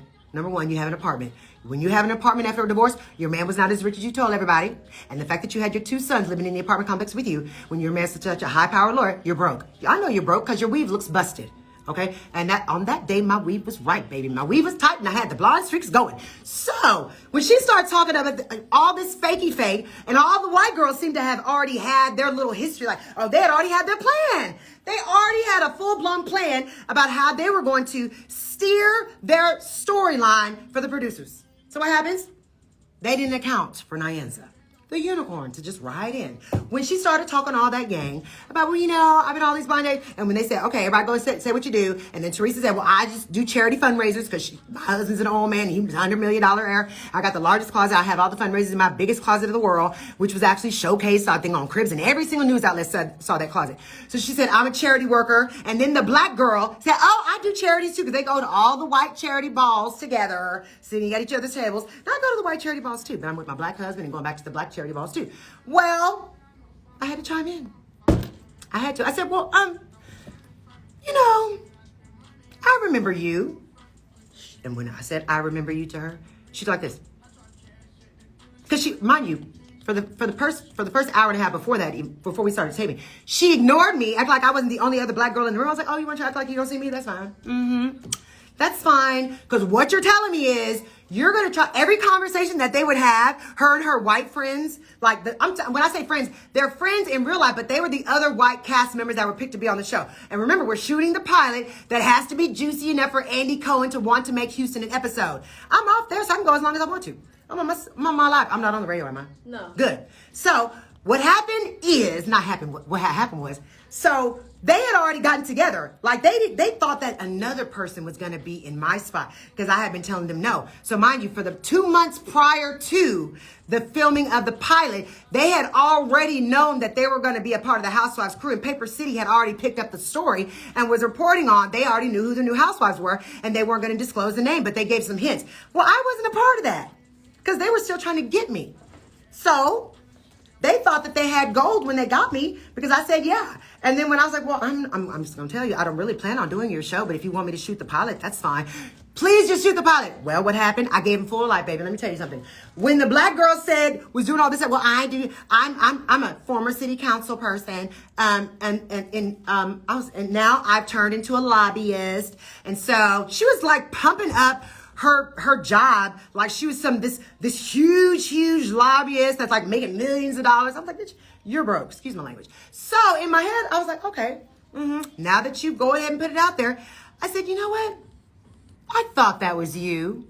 And then the cameras came to my face, y'all. It did. The kid said, Pan to Nyanza. He's like this. I said, yeah. Now I know where I know you from. Honestly, I knew who she was when I first walked in and that she tried to ignore me. I was like, okay, you trying to ignore me? I figured you know that they're going to pick one of us and you want it to be you. That's fine. I'm okay with a little competition, but I'm not going to let you know, but I will get you back. So, and I want to wait till the camera's rolling. So she would have all these little conversations, and then when I would come up and try, when the producers would come and say, Nyanza, go join the conversation, I'd be like, okay. I'd run over there and just stand up there. This broad would be like, if I was here, she would like turn her back so that I wouldn't be able to get in the conversation. I said, And then because I am 5'11" and she's like 5'5" on her best day, I would just stand right behind her in the conversation. And then say something else. Because you remember, if I'm 5'11", everybody can see me in the conversation anywhere. I don't care if people stand in front of me. You're not as tall as me, so I'm still gonna get to say what I have to say, and you're still gonna see me. So then when they said, okay, they were trying to put me in every conversation, said because the conversations they were having were whack. So when it was my time, when they said, cut to Nyanza, I knew you from. You're a Republican, right? Yes, I'm a Republican lobbyist. And now I'm making it, I have all these, it's just like, yeah, because all those women were Republicans too, except for me. Now, mind you, this is 3 years before the Democratic sweep. This is when the Republicans were still in power. So I just said, oh yeah. I said, well, if you're, and this is at the time when they were trying to do the whole gay marriage and everything like that. I said, well, if you're a Republican and you're now a lobbyist and you were the Sugar Land Republican City Council, whatever, and you're black, hold on, I didn't say and you're black. I said, and you're now in the home of the host who's hosting this wonderful affair. And these are men that are married. And since you're Republican and all your lobbyists down there in Austin are saying they want to say terminate gay marriage or roll back whatever it is, and you're supporting people that are anti-gay marriage, and you're in a home of a man who's married to another man hanging out that you call your favorite friend. So how do you reconcile that? As a black woman who's a minority, and guess what? Before I can even finish the read, she said, I'm not black. Baby, she fell right into it. And then the priest said, pan to her face. They zoomed in on her. So then they had two cameras. One zoomed in on her, one zoomed in on me. And when she said, I'm not black, the white women were like, they turned their heads around to look at her. And then they looked back at me, like, because they were like, it was like, we were shaped like an arc. I was on one end, she was on the other, like the two black bookmarks, and the white women in the center. And I'm on this and saying, oh, how can a black woman work for the oppressor, trying to oppress everyone else's rights, to be equal and free to do as they please? She came in as the non-black black woman. I'm not black. Well, then that's the first storyline.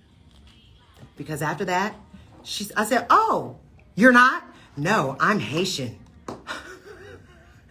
I said, oh, she said, I don't consider myself black. I'm Haitian. I said, well, number one, Haitians are black. And then she said, well, but black Americans, this should try to dog me out. Black Americans were slaves. And, you know, we Haitians, we believe in working for everything. We don't ask for handouts. We don't need, what she say? She said something dumb. Like, we don't need affirmative. Haitian people, my father was Haitian. He came to this country. He pulled himself up by his own bootstraps. She started talking that whole Thomas, what's the name on the Supreme Court? Whatever, Thomas, whatever. I started talking about that. I pulled myself up by my own bootstraps because that's what my hardworking Haitian father told me to do. I didn't come to the United States looking for handouts. My father I just sat there listening. I said, let me go ahead. You have to let a fool finish their sentence before you chime in. And since she was getting very good TV, what happened was the production team then had both cameras just in our faces. They wanted to get my facial reaction to everything. And all I could do was smile. I was like, I just grinned. I said, oh, yes. I'm going to let you finish all that foolish. Because if you're doing all that foolery talking about I'm not black, and you're going to have it air on Bravo, I don't have to worry about you making yourself look like a dummy. But in order to make it tantalizing, I said, oh, so you're not black. I said, first of all, white women, y'all don't understand this. But please don't chime in when I have to say what I have to say. And then the cameras stopped doing her and they both zoomed in on me. They had a camera that was from my side profile, a camera from my front profile, one camera in her face, and then one camera back there panning all of us to see the white girl's reaction to it. I said, first of all, let me just tell you something. It sounds kind of ridiculous to say that you're not black when, number one, you're like 5 shades darker than I am. Okay? Number one.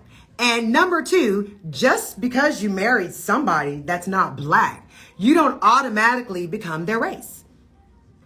And so that's why I find it very difficult for you to say that you're a person who loves everybody and you have all these social graces when you're basically helping the white, homophobic people lobby against your friend who's here as a gay man who's hosting this at their house. I said, it sounds kind of hypocritical, but if you don't think that you're black, I bet you if you don't believe that you're black, all the white people around you think you're black. So whether you're living in some type of warped reality doesn't really matter, because if you have one drop of black blood, you're black. Did you not know about Plessy versus Ferguson? Did your lawyer husband not tell you that you're really black and that even though all of your friends are white and you don't associate with any black women, that you're still not white? Didn't your Latino husband tell you that you are a minority? I know that you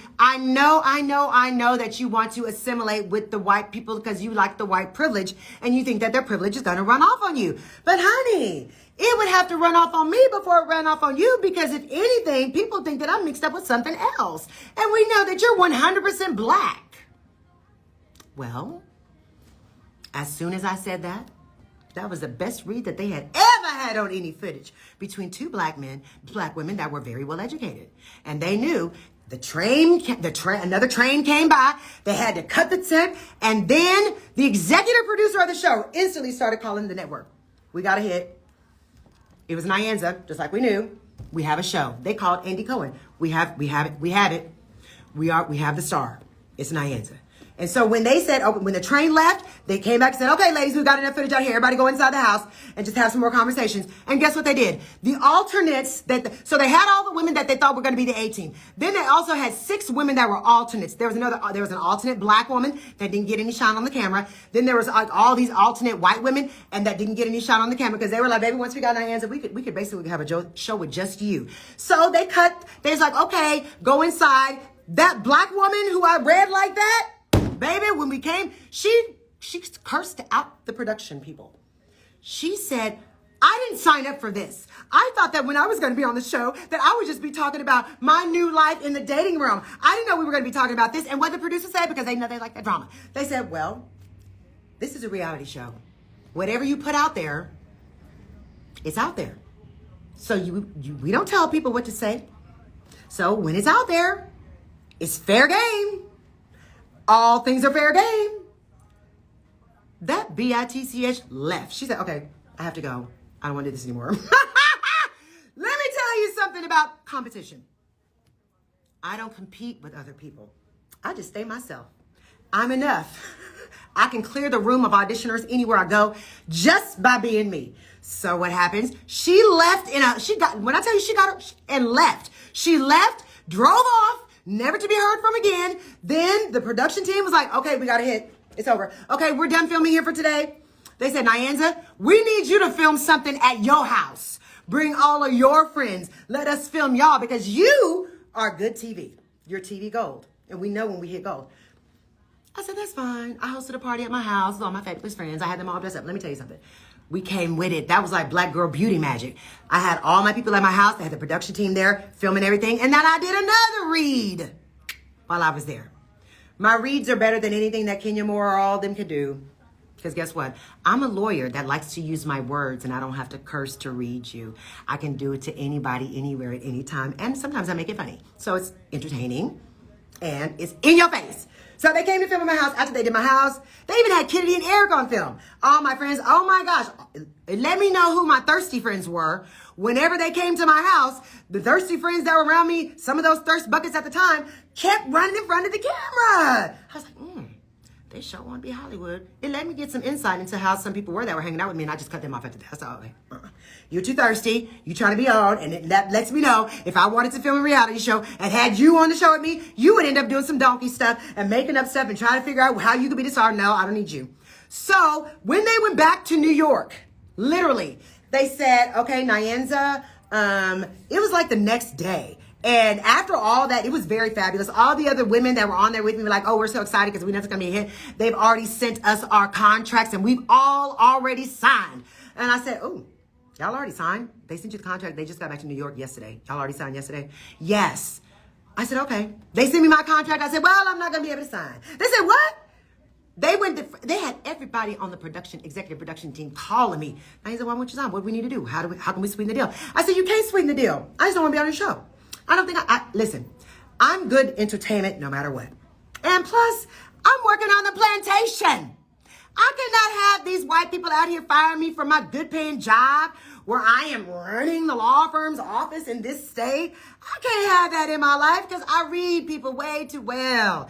And you know, when I want to be famous, I need to make a lot of money out the gate. And I already know that y'all only paying $10,000 per episode for the first season. And that's not me. I make too much money.